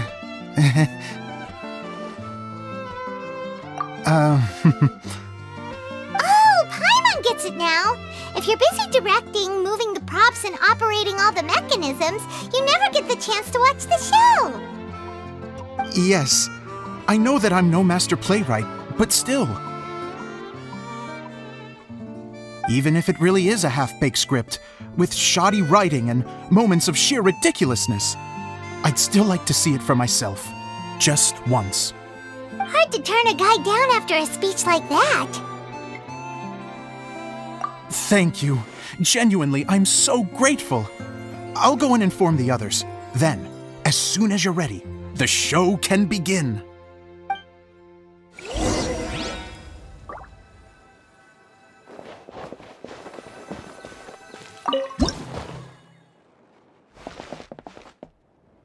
Long, long ago, there was a great thief.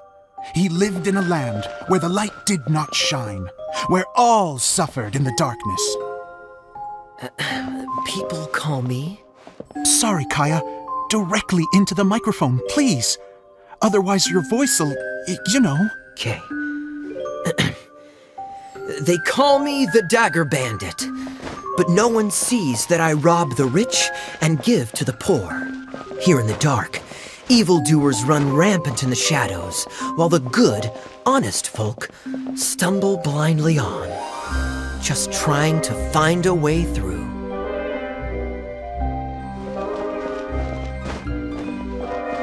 As the bandit brooded, suddenly the world was inexplicably changed as a single star appeared on the horizon and flew across the sky. Traveler, stomp on that movement mechanism in front of you.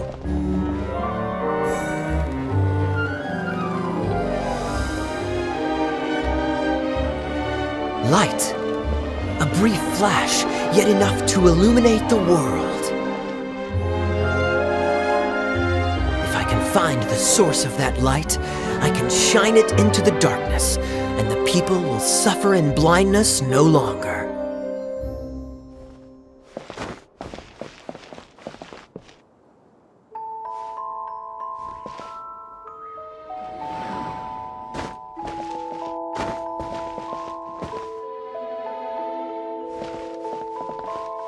Without a moment to spare, he set off to follow the star's course. All the while, the star kept moving through the sky.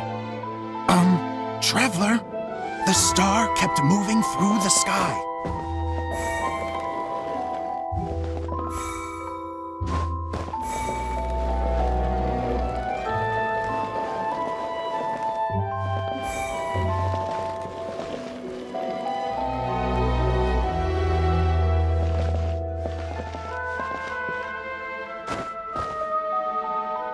Looks like I have to go through the desert. This could get dangerous. If everything he'd heard was to be believed, the desert ahead was a no-man's land filled with horrors. Worse still, the star had landed in the most difficult-to-reach location, surrounded by sheer cliffs, but he was determined to press onward. I've come this far, and I'm not about to turn back now.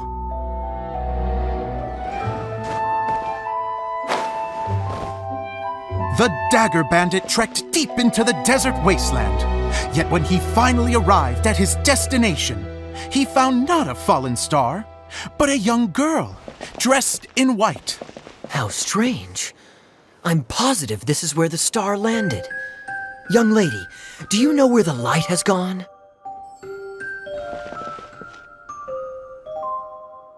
The girl replied, Traveler from afar, the light you seek is only a bottled flame. But the flame has now died, and its light is long gone. A bottled flame? Yes, it was a gift from another. And so, the girl began to tell the story of how the bottle came into her possession. The girl hailed from a kingdom that sat atop the waterfalls. But when the reigning dynasty fell and a new one seized power, she and her people fled for their lives. A thick fog began to fill the air as she made her way through the forest, and dense thickets tried to block her path. There is a mechanism down there that you can press to retract the thicket board below the stage.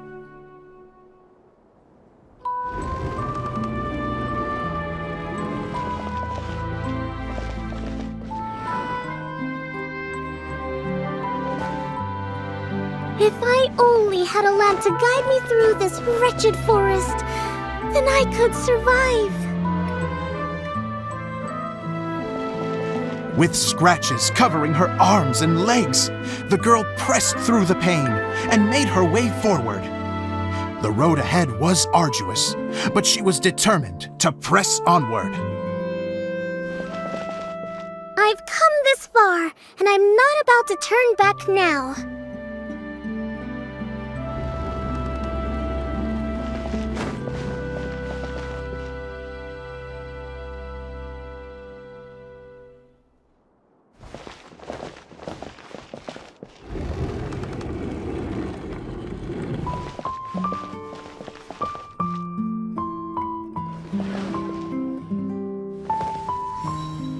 But just as she was drawing near her destination, a huge stretch of thorns and brambles suddenly came into view. Despair set in and began to weigh on her heart. If only someone could help me, I would give anything in return.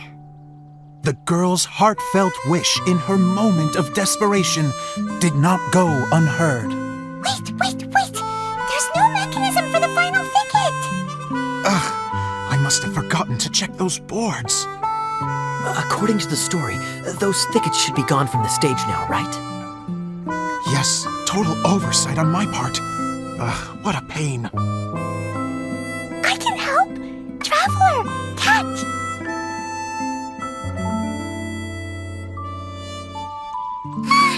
It's a Jumpy Dumpty! The girl's heartfelt wish did not go unheard, for a Jumpy Dumpty, who was passing by, helped to clear a path for her. Oh, thank you, Jumpy Dumpty. And so the girl continued her journey deeper into the forest. But what she found there was not a lamp, but a mage glowing with fire. So, just to clarify, it was supposed to be the mage who helped burn a path through the thicket. Save it for the end, man! The mage took pity on the girl and handed her a bottle. Then, the mage began to tell the story of how the bottle came into her possession. The fiery mage had an adventurous spirit and enjoyed taking long journeys. On one such journey, while taking rest in an oasis, she found a beautiful bottle by a crescent-shaped lake. Klee, quick! Get in the light! Coming! She was an extraordinary mage, with the power to grant people their wishes. She turned the bottle into a thing of equally extraordinary power. But the only place that it could make wishes come true was inside of the bottle. Oh me, oh my! Look at this wonderful bottle of mine! It could make a fine toy! But better still, a sojourner's home! The fiery mage blew into the bottle, allowing it to grant one single wish outside its glass walls. Am I supposed to blow into it? Wow, it lit up! A flame was kindled within the bottle, and it began to glow a fiery red, just like the mage herself.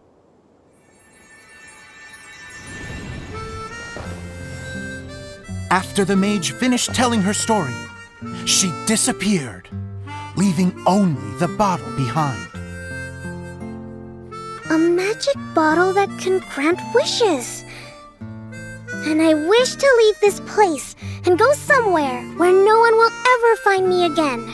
And then, the bottle seemed to softly inquire. I don't know.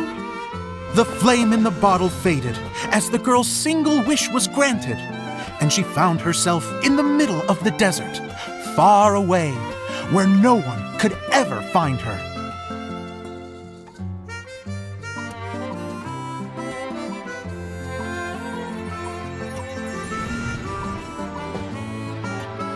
When the dagger bandit listened to her story, he sighed in disappointment that the flame with the power to grant wishes outside of the bottle had already died.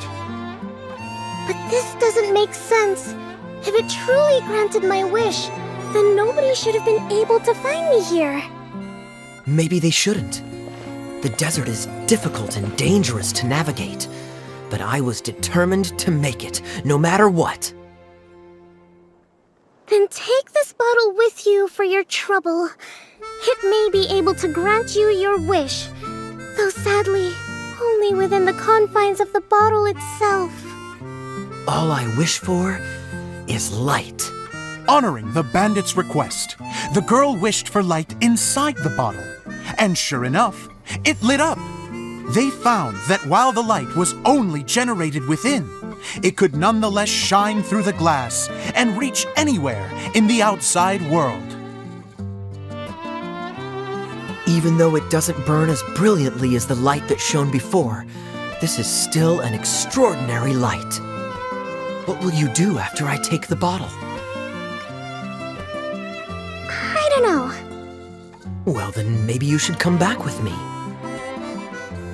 With no reason to refuse, the girl accompanied the dagger bandit back to the land where the light did not shine. They brought light to that place, and the darkness was dispersed, and they lived happily ever after.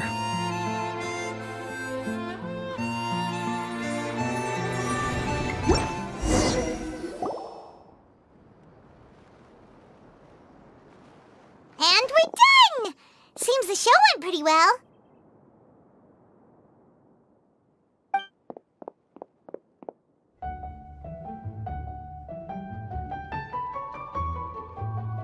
Miss Honorary Knight! Didn't I do great? I felt like I really was the fiery mage! Wow, great costume, Klee!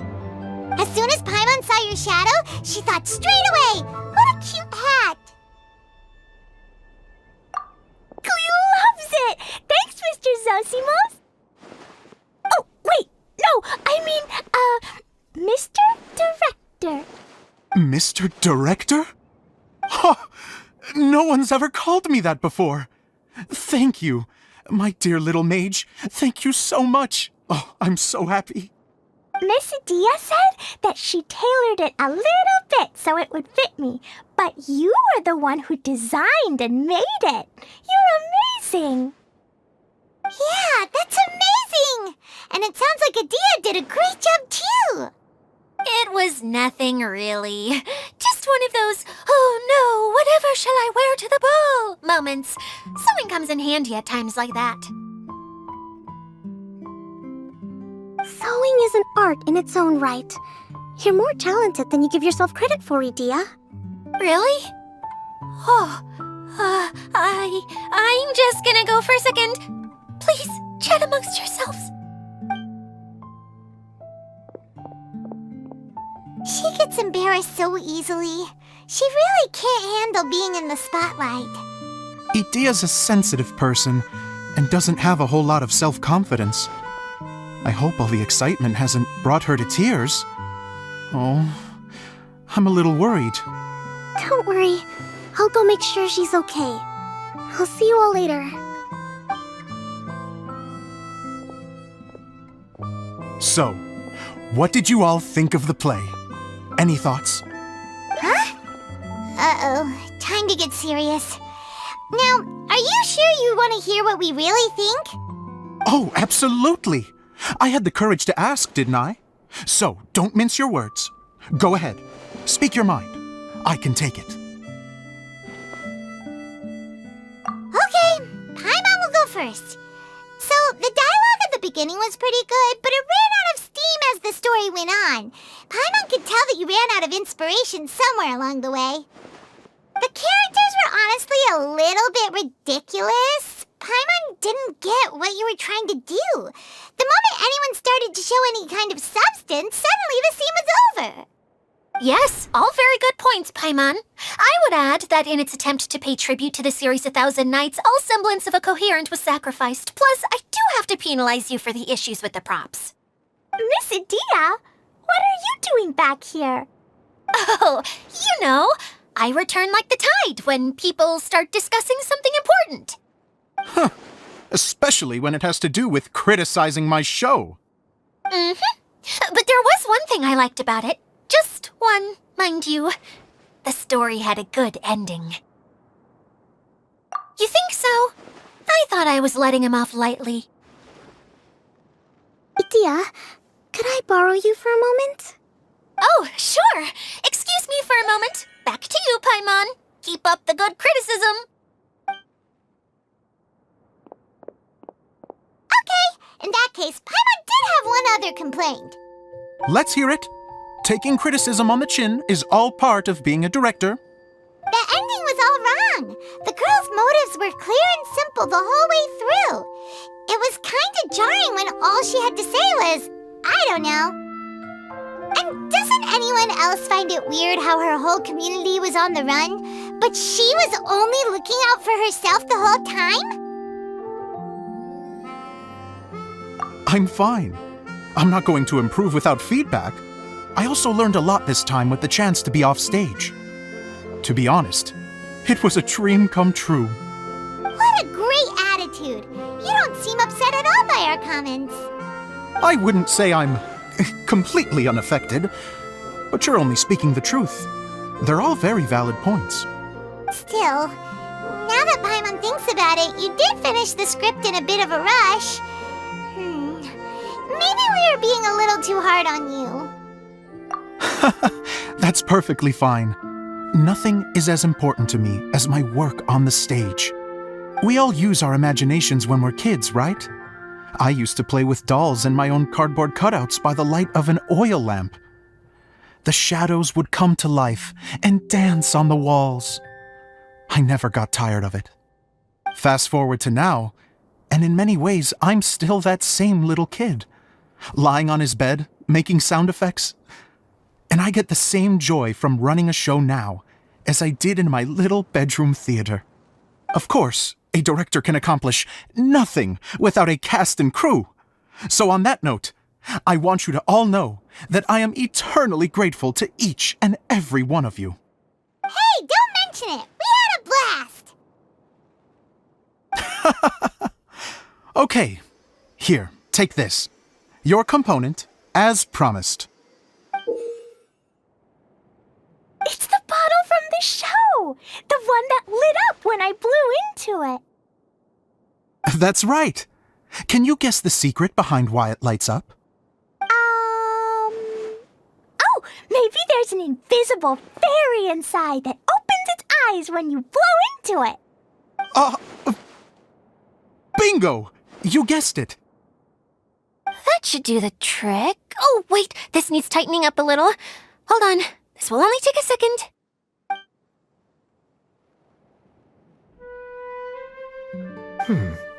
This outfit's more fashionable than I imagined. Excuse me, everyone. Do you have a moment? Especially you, Zosimos. Idia wants to do a little something for you. She says it'll be a dream come true. A dream come true? Yes.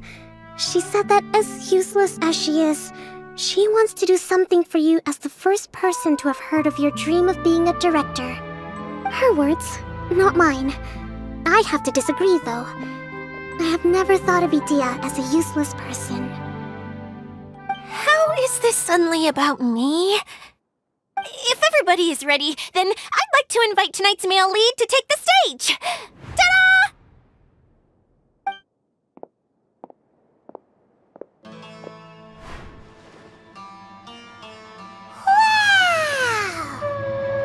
Cool! Kaya's turned into the real Dagger Bandit!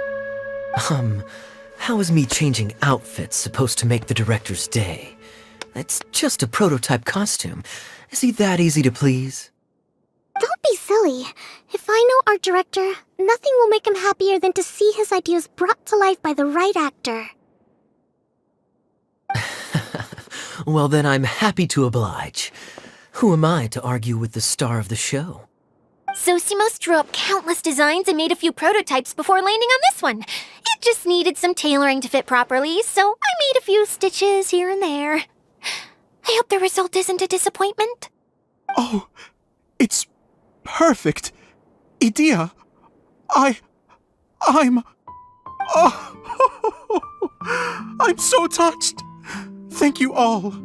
You've made me happier than I ever thought I could be.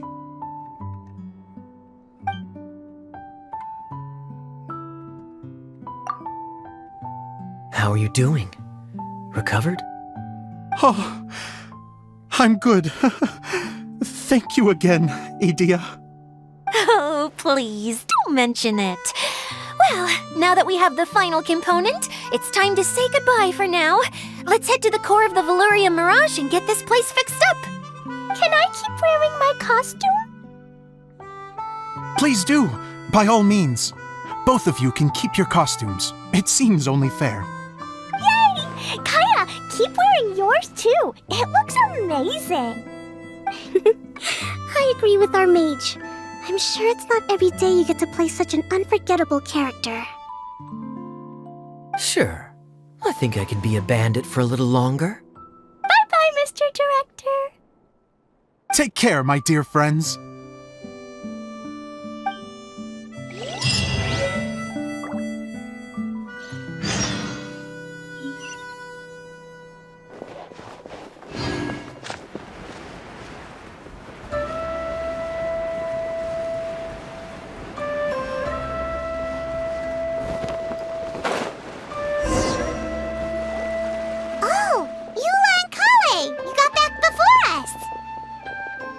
Yes. Idia had the water droplet send us a message just as the show was coming to an end, so we came back here to wait for you.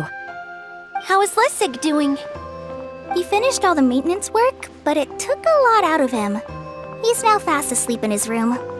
Oh, I feel a little guilty. Consider it his atonement. It's only fair that he had to do something constructive before being able to sleep soundly.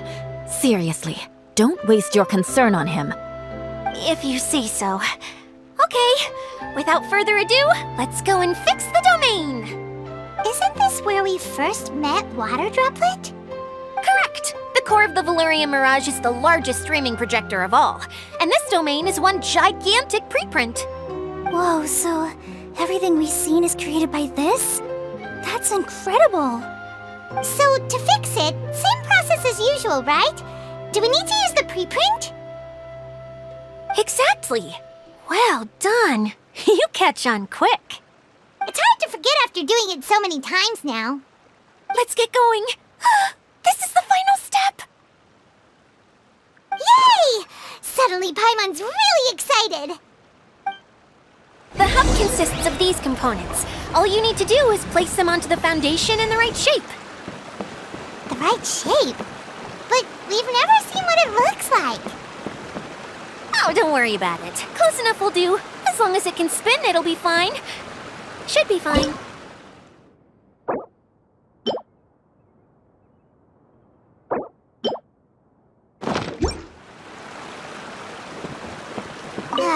Sometimes you have no standards with...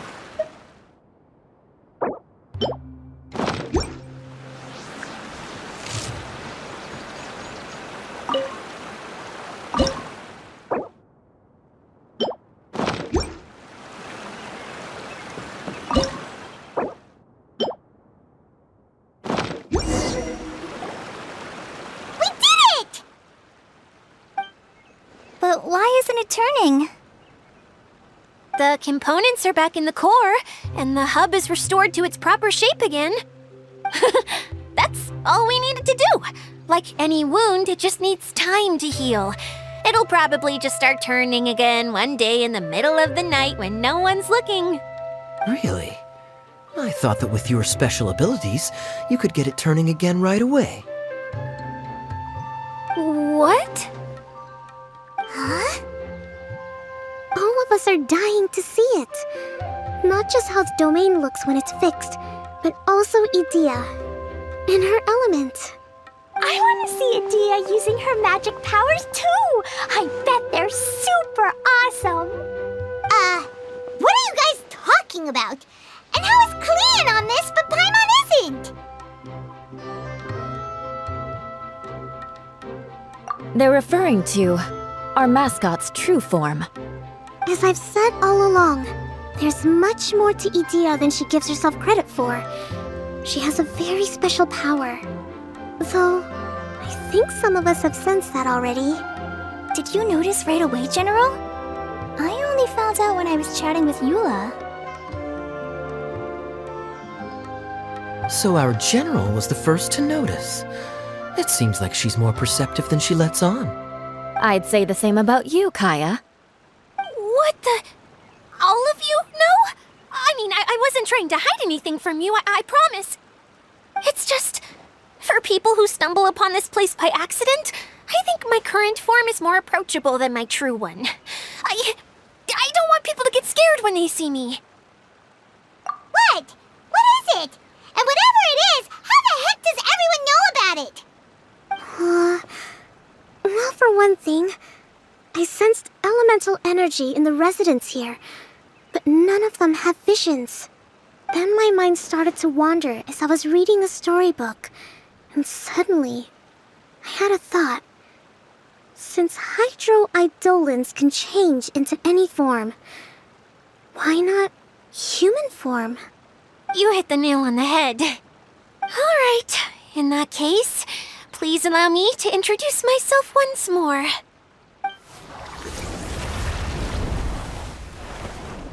I am an Oceanid who was exiled here when the former Hydro Archon passed away. My name is Idea. Wow, Idea! You're so pretty! Now that I'm in my true form, I suddenly feel a little embarrassed talking to you all. You look stunning. You should be flaunting this look at every opportunity. Oh, come on. I'm too shy. does this mean that all the people we met in here are actually...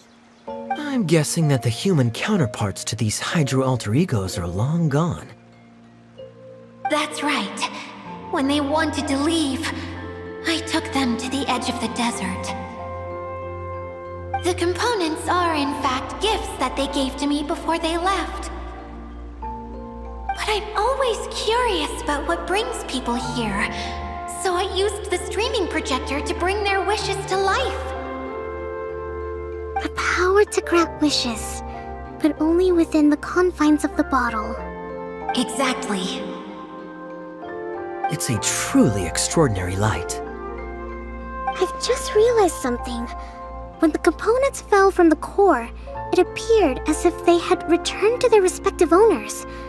But actually, it was after the components landed where they did that their owners and the things associated with them arose around them to form the different zones.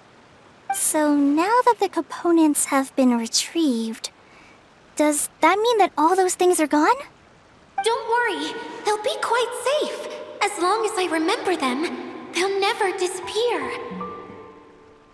However much we might criticize each other or get into scuffles, in this Mirage, they will always be my friends.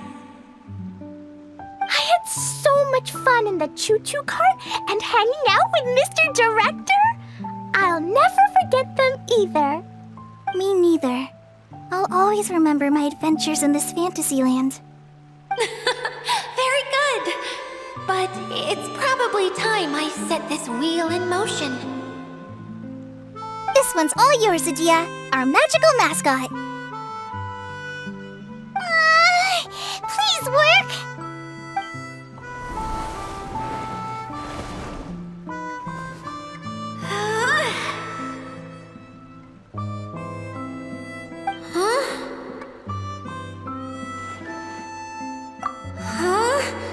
That's strange. Nothing happened. Has it lost some power because of the incident? Oh, crumbs! Not now! Not right off the back of everyone putting me on a pedestal and me acting like this is going to be my big moment! Someone get me a bottle! I'm hiding myself away! See you in 100 years! You're already in a bottle.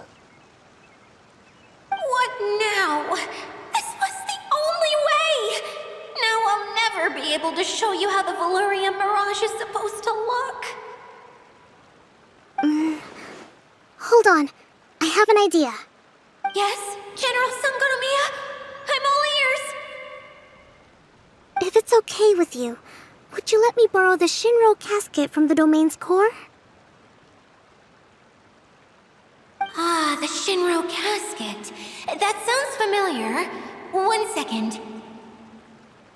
Here. Is this it? Wow! A huge shell! It's the relic that Kokomi mentioned earlier! So this is where it's been hiding! It was once a ritual vessel used for making offerings in the Moun Shrine. It's made from the remains of a yokai called the Shinkiro, and it can listen to the wishes of those who come to pray to build up Shinki, which gives it its power. Several centuries ago, the relic was lost when the last prefect of Yashiori died in battle. Its final resting place was unknown. The pearl that goes with it should be able to sense the casket's location. But when, unbeknownst to anyone at the time, the casket disappeared inside the core of the Veluriam Mirage, the pearl's light died out. Huh? How come? Well, imagine it was a sound instead of light. If the room is too big, you can't hear anything from outside the door, can you? Oh, I get it now. The shell must have been having too much fun one day and got locked in the solitary confinement room. I understand now, too. The core has been wearing out recently. That's why you were able to follow the pearl all the way here.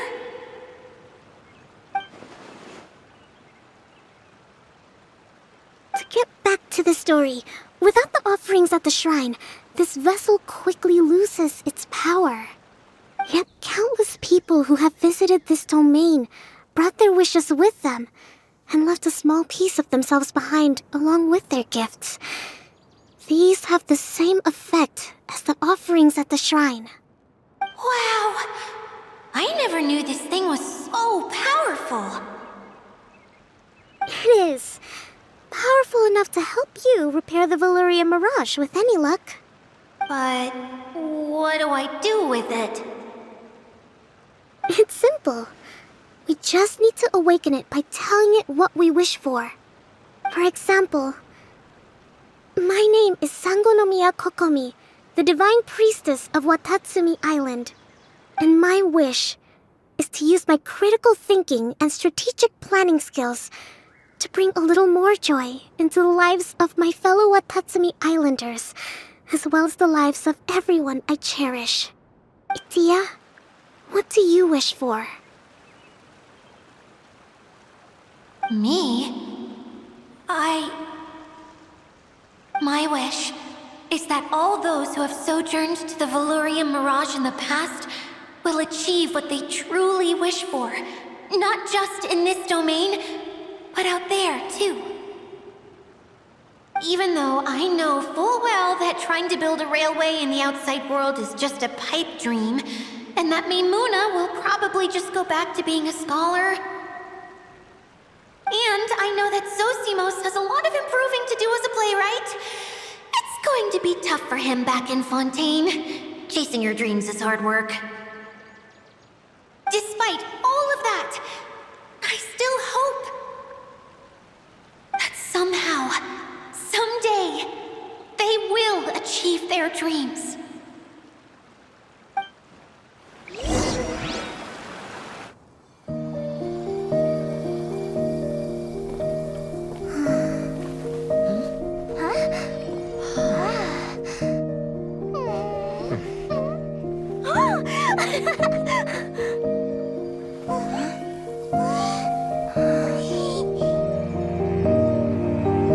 Okay, the combined power of our hopes and dreams is at your disposal.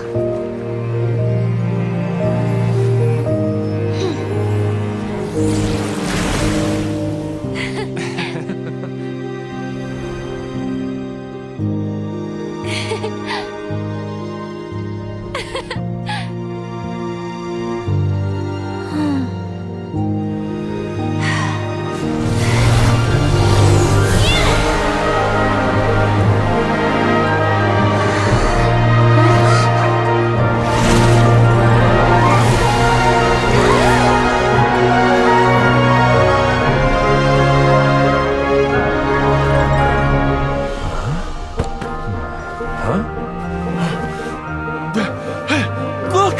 The wheel's been fixed!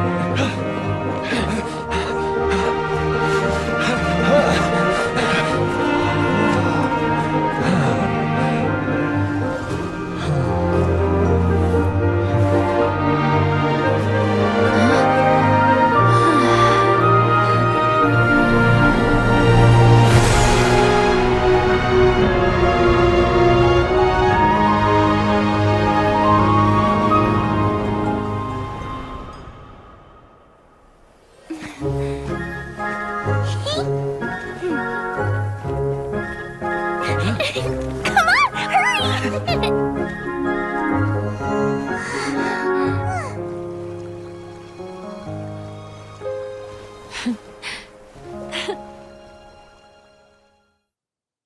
Yay! Dia, you're back to normal!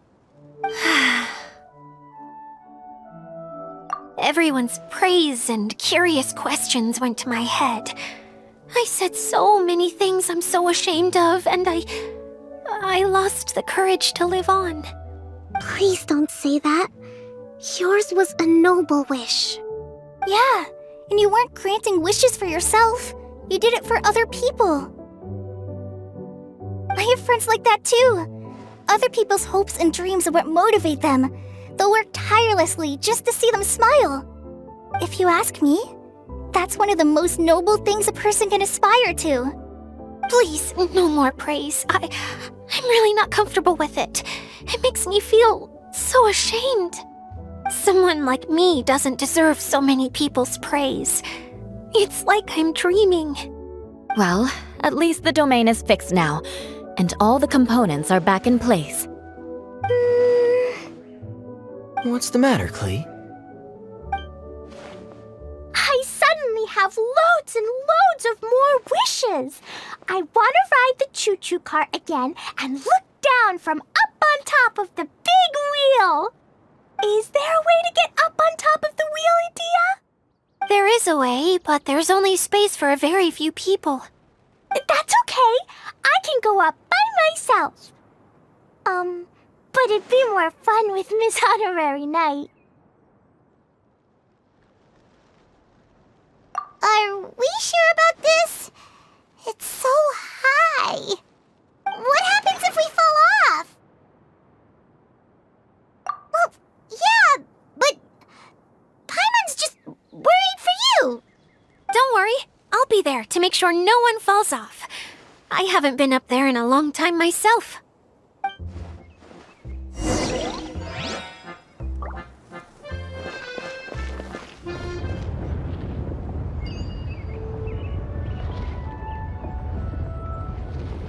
Wow! So high! I can see everything! Edea, next time you need to bring Kaya and the others up here. Sure thing.